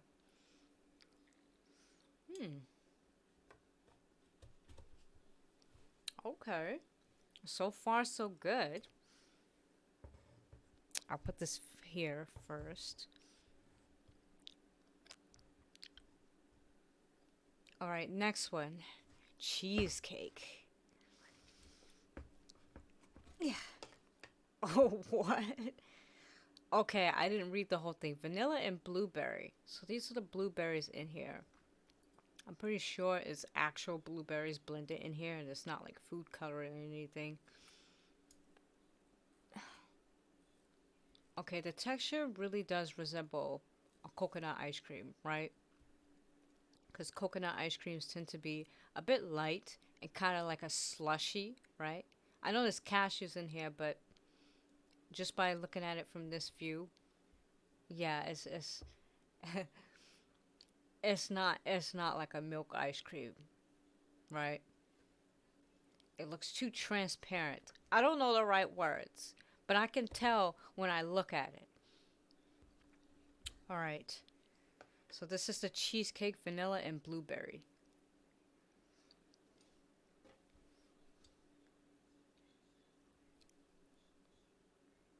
Okay. The blueberries are very strong in this, but then the vanilla just comes right after, right? But then at the very end, like the aftertaste, it's this strong blend of cashew and coconut. It could be kind of overwhelming, right? Because you got all of these different flavors in here.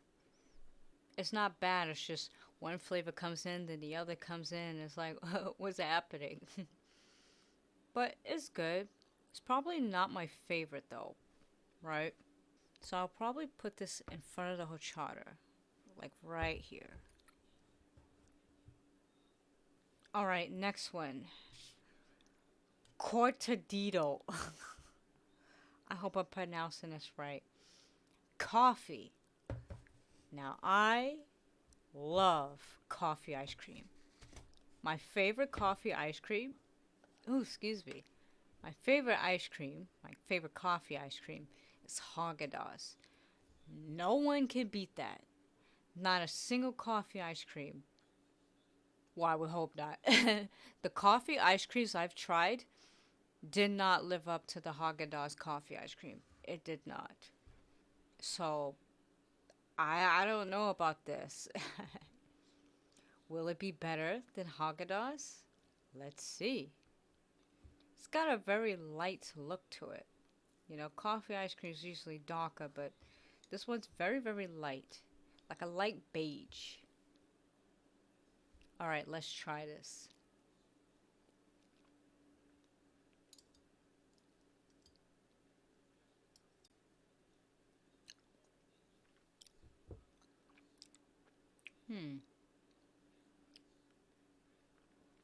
Yeah, I knew it wasn't gonna compete. It's interesting, right? It's got this really, really sweet taste that comes in, and then the coffee comes in later. But the coffee tastes very dark. It's like a dark mocha, right? Or dark roasted, or like dark coffee beans that were grinded into this. So it's not gonna be your average ice cream on a store shelf. It's a very unique blend here, but it's okay. Definitely not my favorite coffee ice cream ever. I'm still putting Haagen-Dazs on the top list, but it has potential to really work on itself. Yeah, it's very sweet, and then the strong coffee taste comes in afterwards. I'll probably place it in front of the blueberry, right? Just because I don't think it's the least favorite one. All right, next one. Mexican cacao chocolate. Oh, wow. This is hella chocolate. Look. Holy.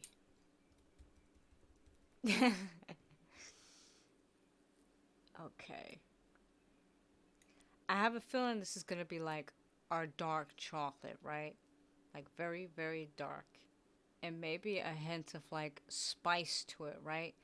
Like this weird sort of spice. Not like it's spicy hot, but it's like a spice to this chocolate, right? Because that's what Mexican cacao is, right? I don't know. I had a Mexican cacao granola and it was hella spicy and dark. I think it was called mezcla, right? Mezcla, but it probably wasn't Mexican. I'm sure it could be Mexican, but I think the brand was Mezcla. But anyways, let's try this.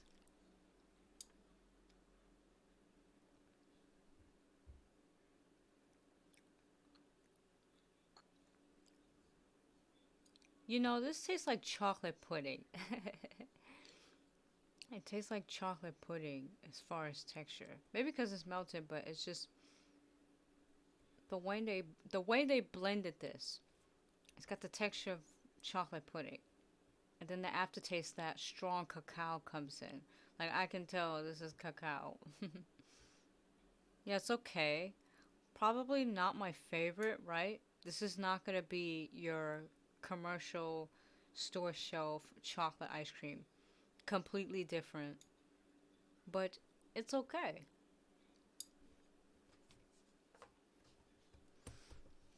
I think I'll put this in front of the blueberry once again. It's right here. Poor blueberry. All right, two more. This is the sweet potato southern pie. Listen, you can't be from Baltimore if you never had sweet potato pie. No, I'm lying. I don't know a damn thing about Baltimore. I'm from Boston. I'm just making assumptions because it's kind of like down south down there, right? Y'all talk a lot of this, you know. What are you doing down there? All right. Look at this color. Definitely the color of sweet potato. Maybe a little bit light, but I like this color. It's like a mango color. All right, let's try this. This is a sweet potato. Mm.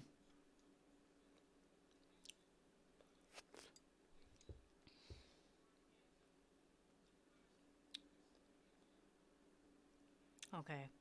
I taste the sweet potato in here. Oh wow, the taste is coming in. Okay.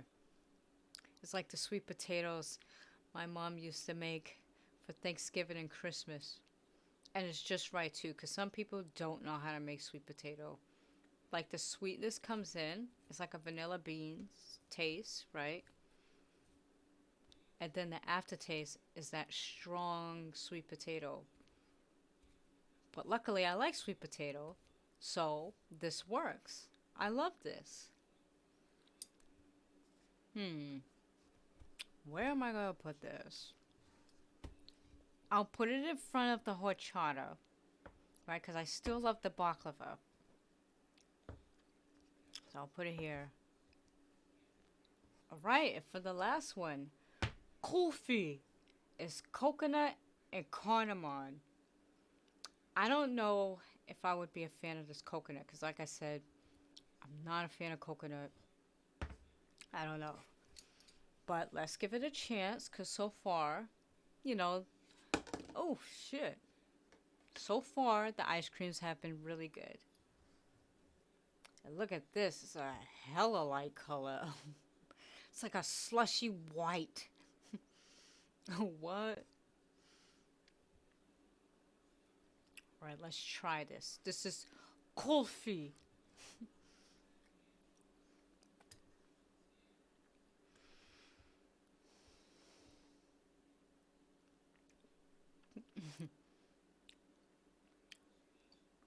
Oh wow.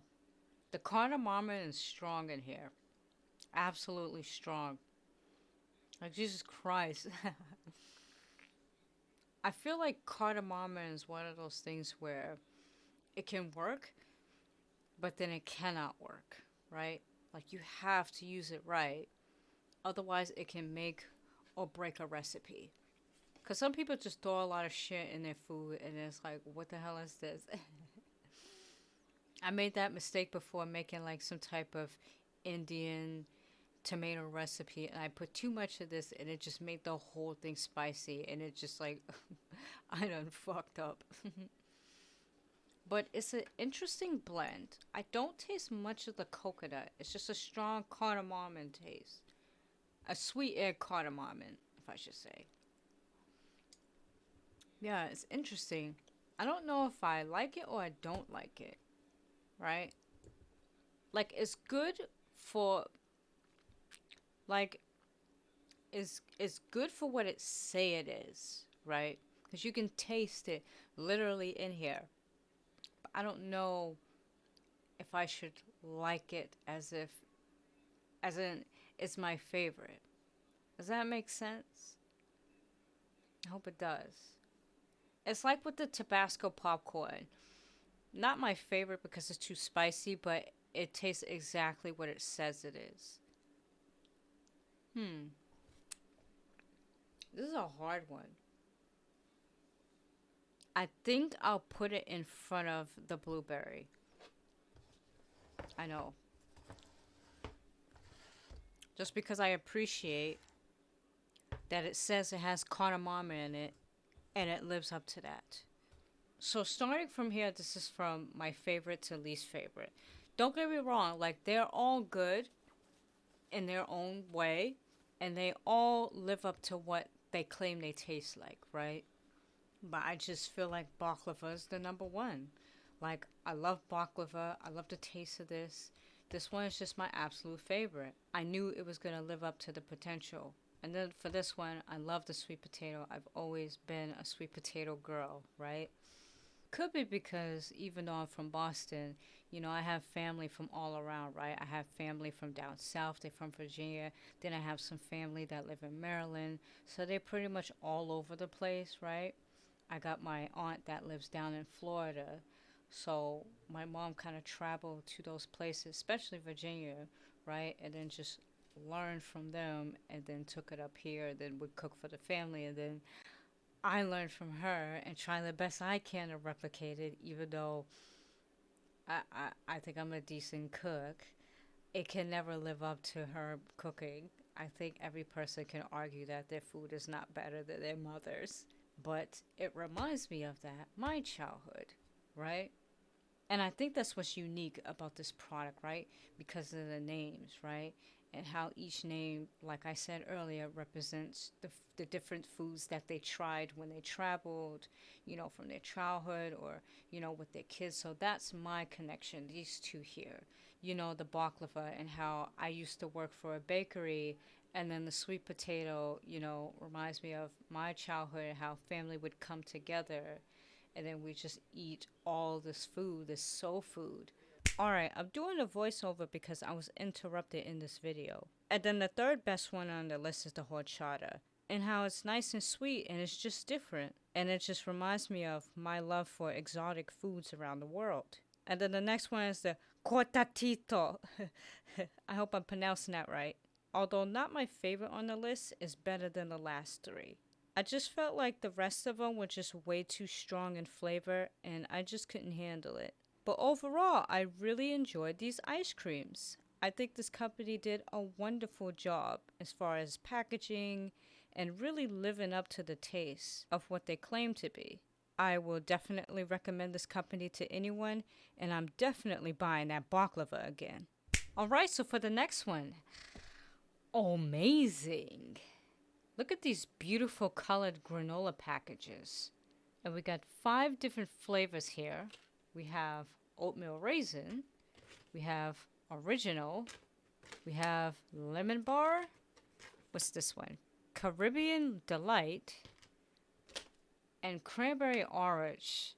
These sound really delicious. I really wish I had milk to try these, but we're gonna have to deal with trying them by hand. So, Amazing is a granola snack business created in Washington, D.C. It was founded by Stephanie Williams after resigning her job at a biotech company in order to care for her family. Yet she still wanted to provide a living for her family, starting out with a healthy delivery diner service to cater to working parents. And then, after feeling inspired to create different granola recipes, it soon took off. Just last month, the business made a post on Instagram stating that they were going to expand their products in locations across Mid-Atlantic Whole Foods markets. So, congratulations to them. And there's this quote by founder Stephanie as far as the mission of her business. She states, "The company does not want to sell granola, but we want to inspire others to be the best versions of themselves. Our life motto is be extraordinary, be adventurous, be amazing." I like that. I really like that. So here are the products here. They're all handmade, organic, gluten-free, no nuts, wheat, and soy, and no preservatives. I can tell this woman put her heart into it. Just look at the packaging and the flavors. Like, you can tell this person put in work. Alright, so we're going to put these to the side here. We're going to start off with the original recipe, right? And I'm going to pour it on this plate so you can see what it looks like.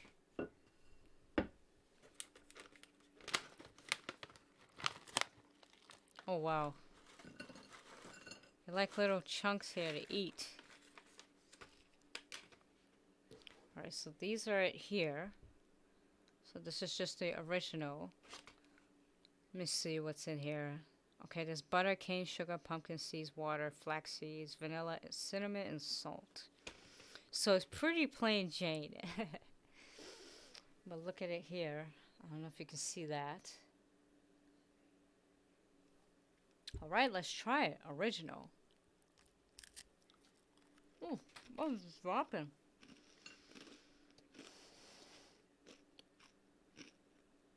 Oh, this is good. This is really good. Wow. I like this. It's not too hard on the teeth. It's fairly soft, right? So got this nice sweet taste. A hint of the cinnamon in there. It's really small. And it's not overly sweet. It's just right. I like this.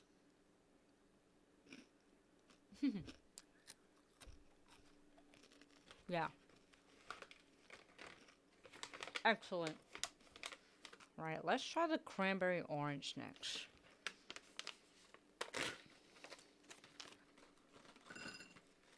Oh,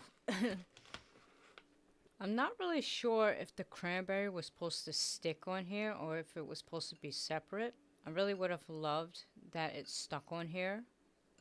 Maybe it was impossible to do so. But okay, that's interesting. Let's just try it with both then.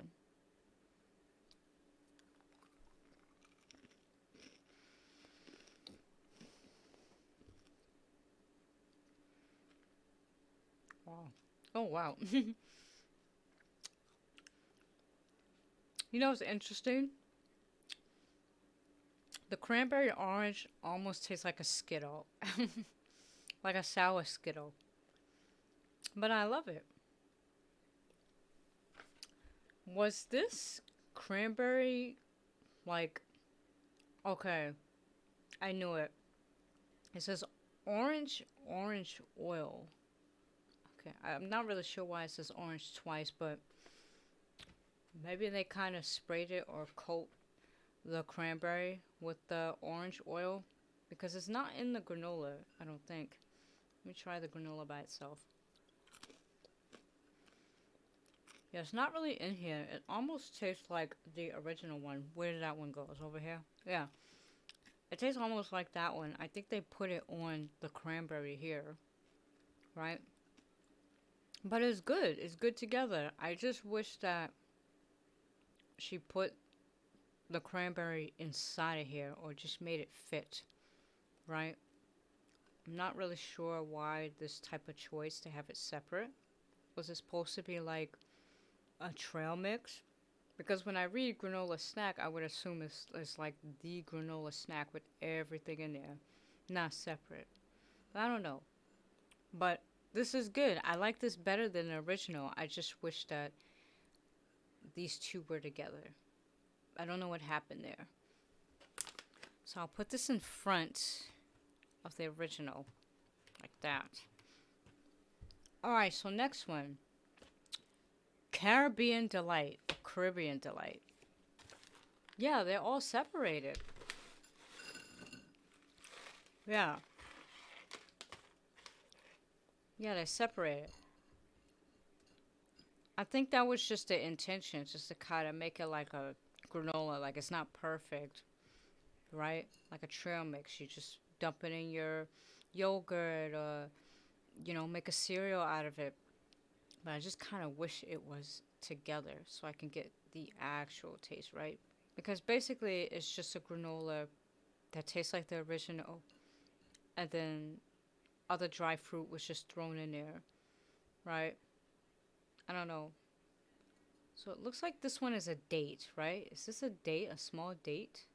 Let me see. I know the other one's got to be raisin, but the other one's a date, right? Yep, there's one that's a raisin. It just says raisin for that one. So it's not a date. It looks kind of like a date. Oh well, let's try it.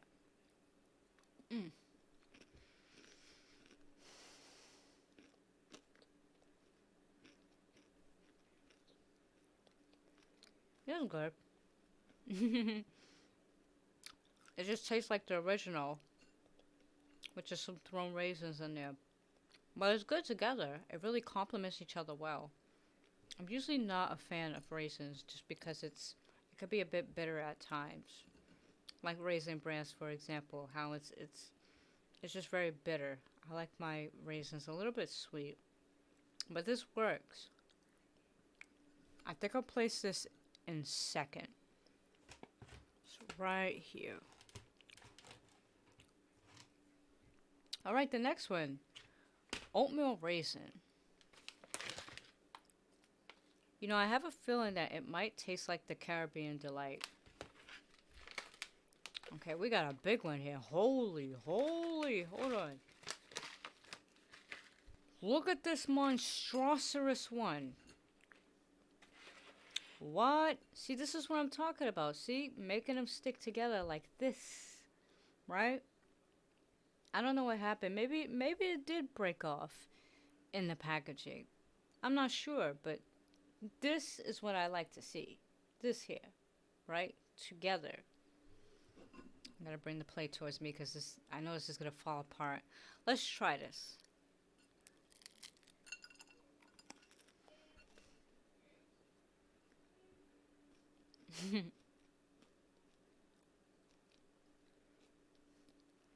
It tastes like raisin bran,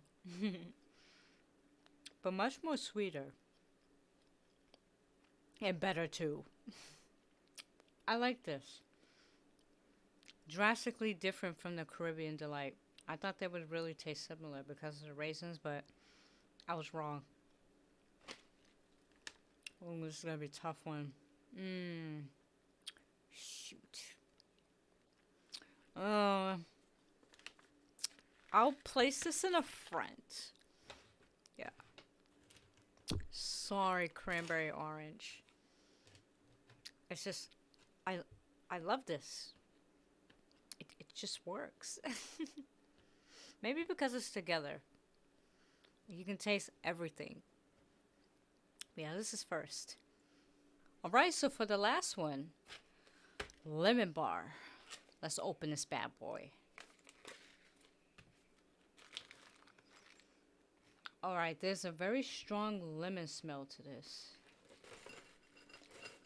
I'm guessing this could be like a lemon extract or a lemon oil. Because I don't see any lemon in here, right? So it looks like it's more pumpkin seeds, original, and then they just put the lemon oil. Let me see. Yep, it's second to last, so it's the lemon oil, then the cinnamon. All right, let's try this.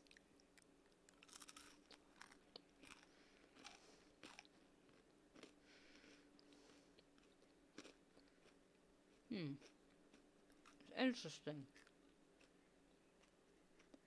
It's pretty good. Not the highest on the list, right? But it's good. The lemon oil is not as strong, right? I don't know if that was the intent because they didn't want it to overpower the sweetness, right? But it's not as strong in this. But it's still good. Texture's great. Texture's great with all of them. It's not hard where it's going to chip your tooth. It's excellent. Perfectly cooked. But I know a lot of people love lemon bars. I had a lemon bar. It was actually a lot more stronger in lemon taste than this. But it's pretty close. It's pretty close. If you're a fan of lemon bars, this could work for you. But it's good. I'll probably put it second to last in front of the original. Just because, again, that raisin and the Caribbean Delight really works with everything. Alright, so this is my lineup here. This is my absolute favorite. This is number one. I love how the oatmeal raisin just complements with the granola. It just, both of them just bring each flavor out really well. And then this one also, my second favorite. It's just, I didn't think I would like the orange that much, but it definitely works here. Pretty much all of them are good. I think the company did a really good job at creating a really tasting granola. And I really love how their mission statement works with this. You know, being extraordinary, being adventurous, being amazing, right? At least from my perspective, right? The extraordinary being these unique product lines, right? Very unique flavors, being handmade, really prioritizing, you know, cleaner, healthier ingredients, and then adventurous, right? Really taking risks to really live an enjoyable life and do what you love and create these unique products for people's health. And then lastly, the amazing part, because these products here are amazing. I would definitely recommend anyone to buy these. I definitely would. These are absolutely delicious. They are amazing. And yeah, I know I would definitely buy these again. If I see them on a shelf, I would buy this one.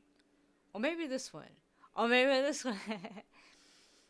But I like these two the most, right? But yeah, excellent. Good job on your products. I wish you the best of luck, and I'm looking forward to trying any of your new product lines when they come out.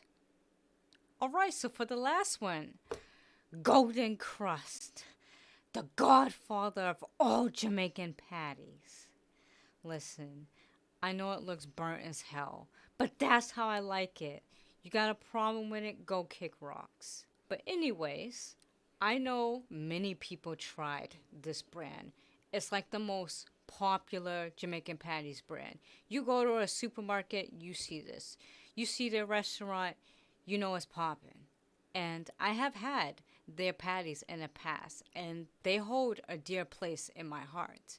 So this video is going to be very unique because these right here are not really meat patties. These are plant-based Jamaican patties. Yes, Golden Krust has collaborated with Beyond Meat to create a plant-based Jamaican patty.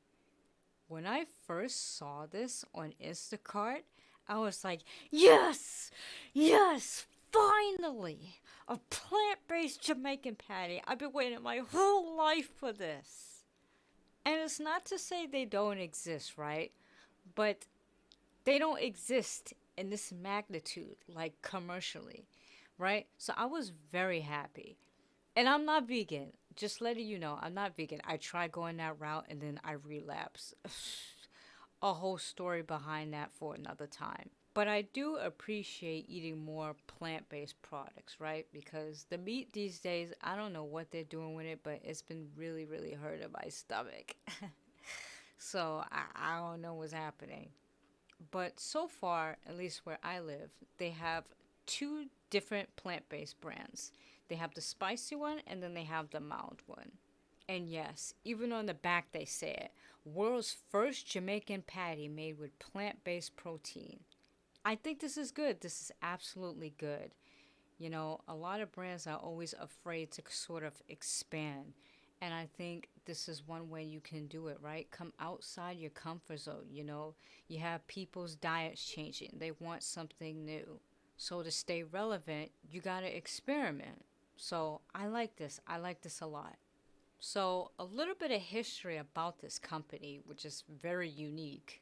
Golden Krust was founded in 1989 in Bronx, New York by Jamaican immigrants Lowell Hawthorne and his family, the Hawthorns. And they're known for their famous Jamaican patties, which comes in a variety of flavors such as beef, chicken, vegetable, and now Beyond Meat. Of course, their recipes were inspired by their parents, Ephraim and Mavis Hawthorne, who in 1949 founded a bakery called Hawthorne and Sons in St. Andrews, Jamaica. And it wasn't until the 80s when Lowell Hawthorne and his siblings moved to New York, with Lowell receiving his education at Bronx Community College and began working as an accountant for the New York Police Department. And after seeking an interest to bring their parents' recipes to New York, the Hawthorne siblings put their savings together because the bank wouldn't give them a loan. And after some struggles, the company finally took off, opening their first restaurant on Gun Hill Road, New York. And then in 1993, opening their first manufacturing plant in South Bronx. Currently, the company operates over 100 restaurants and expanded to sell their Jamaican patties in supermarkets. Sadly, though, Lowell Hawthorne passed away on December 2nd, 2017, so condolences to his family. But what I love about this company is how active they are in their community, as far as social justice issues, systematic racism, and so on and so forth. Even taking a step forward to create two donation funds, the Mavis and Ephraim Hawthorne Foundation, founded in 2005 in memory of Mavis and Ephraim Hawthorne, as well as the Lowell F. Hawthorne Foundation, founded in 2018 with Lowell Hawthorne's vision, both providing scholarships, internships, and endowment funds to underserving communities, most specifically the Caribbean and the U.S. And, fun fact, if you watch television, Lowell Hawthorne made a 2016 appearance on the episode of Undercover Boss. You know, what I love about this company is just, you know, its humble beginnings. And yet they continue to evolve and just keep up with trends, you know? That's how you stay in business. And I think every company should be that way. That's what Elmhurst did, right? I could have sworn Elmhurst, the milk company, started out as a cow milk company, then they switched to plant based. And look at them. That's what I'm talking about. All right, enough chattering. Let's put these here so you can see on this camera here. Hopefully, there's a better angle. All right. I don't know which one is which, so we're just gonna try them. So I think I'll try the one on the left, my left. So they got a little cold because I was doing the other reviews, but that's fine. So this is how it looks. It's burnt and shit, but you know, I like it that way. I like my patties a little crunchy, right? The bitterness of it. I really wish I had some cocoa bread. You know, like can someone just make cocoa bread for the shelf, right? I'm tired of going to a Jamaican shop and then like I have to order the cocoa bread there. Can someone just make it and just put it in a bread section? That would be nice, right? That would be so nice. Or just have it in a frozen section, right? Just cook this as usual, like in your own factories, and then like put the cheese in there, and then the cocoa bread over it, and then just freeze it. Easy peasy. All right, let's try this.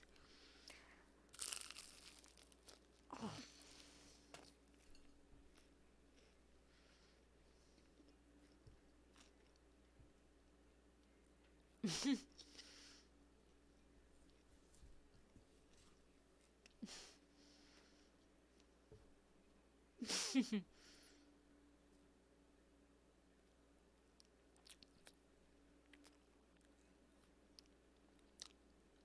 a lot of bread. Okay, so this is definitely the mild one because it don't really taste as spicy. The spiciness is pretty low. Like you can hardly taste it.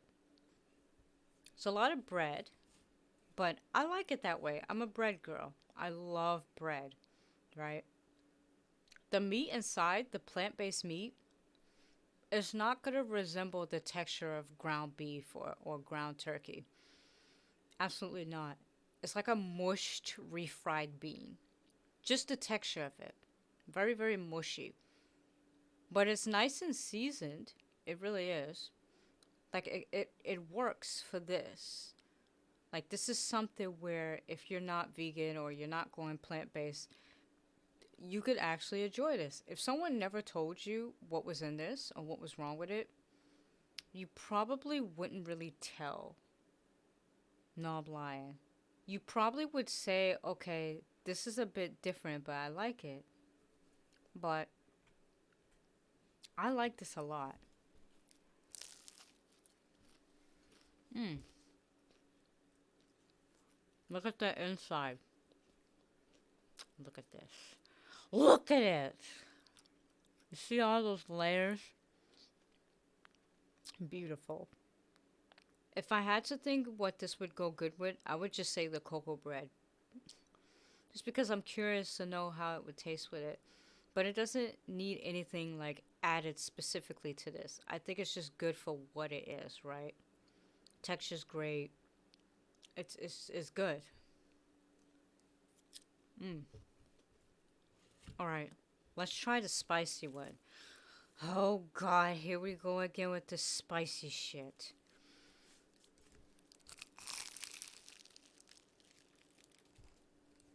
Mmm.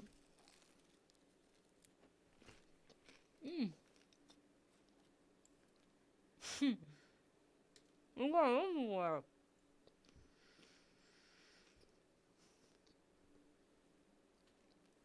Where's my napkin? Okay, I don't taste enough spice in this. Maybe because I taste the side. So it was a whole lot of bread. Let me give this another bite. Yeah. So yeah, I didn't really bite into it like that. Let me try the middle.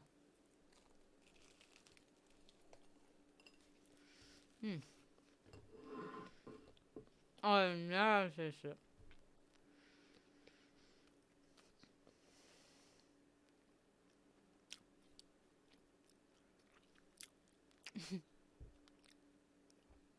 Okay. So the spice is in here. I feel it in my mouth. It's really spicy. But not spicy where it's like, oh my god, I can't eat this anymore.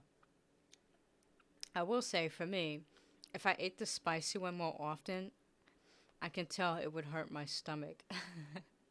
Like I would be going to the bathroom. I do think there's a lot more breading on this one. I'm not sure why. Maybe it's just the way they made it, just for this specific one. But overall, it's good. Mm. I'll go with the mild one. Just because, like I said earlier, I'm not really a fan of spicy foods. They hurt my stomach. It's way too much for my mouth. And I got holes in my teeth, so it can seep right in. That's not good. But the spicy one is still good. They're both really good. Oh my god. Yeah, excellent job, Golden Krust. Excellent. Keep up the good work. I definitely will be buying these products again, especially the mild one. The mild one is really good, but good job, Golden Krust. All right, that's going to be it for this segment. Holy, that was a lot of food. You know, I really enjoy this a lot. I'm really impressed with a lot of these products. Like, I think I like pretty much every company. I don't think not one was 100% bad. Like there were some products where I'm like, meh, you could work on this, but not a single one I dislike. Like they're all good. And I think doing a segment like this, it really helps to sort of bring these companies on the map. And I'm surprised a lot of people are not doing these types of videos. Only a small fraction of people, but not in this caliber. And I know there was a lot more black owned products. I'm well aware of that. But I just picked like the best ones that were on the list, or the ones that I felt like, okay, I know I'm going to like this. Maybe next time we'll do like black owned drinks. Because there was one I wanted to try.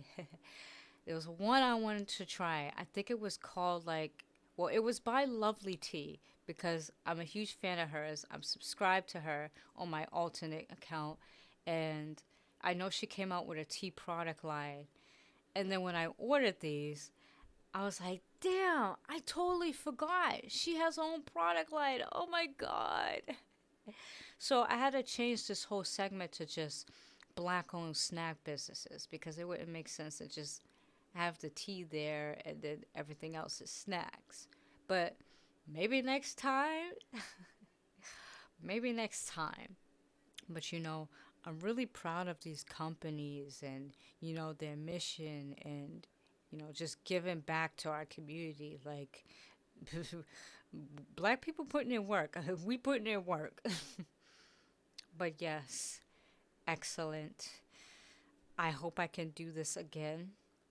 I know it could be really hard because, when it comes to like BIPOC businesses, black, brown, indigenous, it could be really difficult to scope these out. The Native American video I did, that one was the most difficult one I did. I don't know. I said in that video that I hope that I'll do it again, but I'm not really sure. Like, that was some work.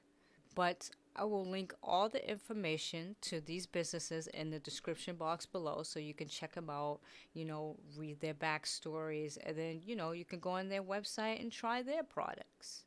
But yeah, good job to every single one of these companies, and I wish them the best. Alright, so that's going to be the end of this video. I am exhausted. It took 4 days to film this. Yes, it did. This is my 4th day because I have to keep stopping over and over again because just stuff going on in the household and putting on the same damn shirt. It's clean though. I be cleaning it. But this is absolutely ridiculous. I'm tired. I'm going to bed. Thank you for watching this video. If you like this video, click the like, subscribe, or follow button. I done damn near forgot my lines. Like, subscribe, or follow. Yeah. And I'll see you guys next time in a new video. Bye.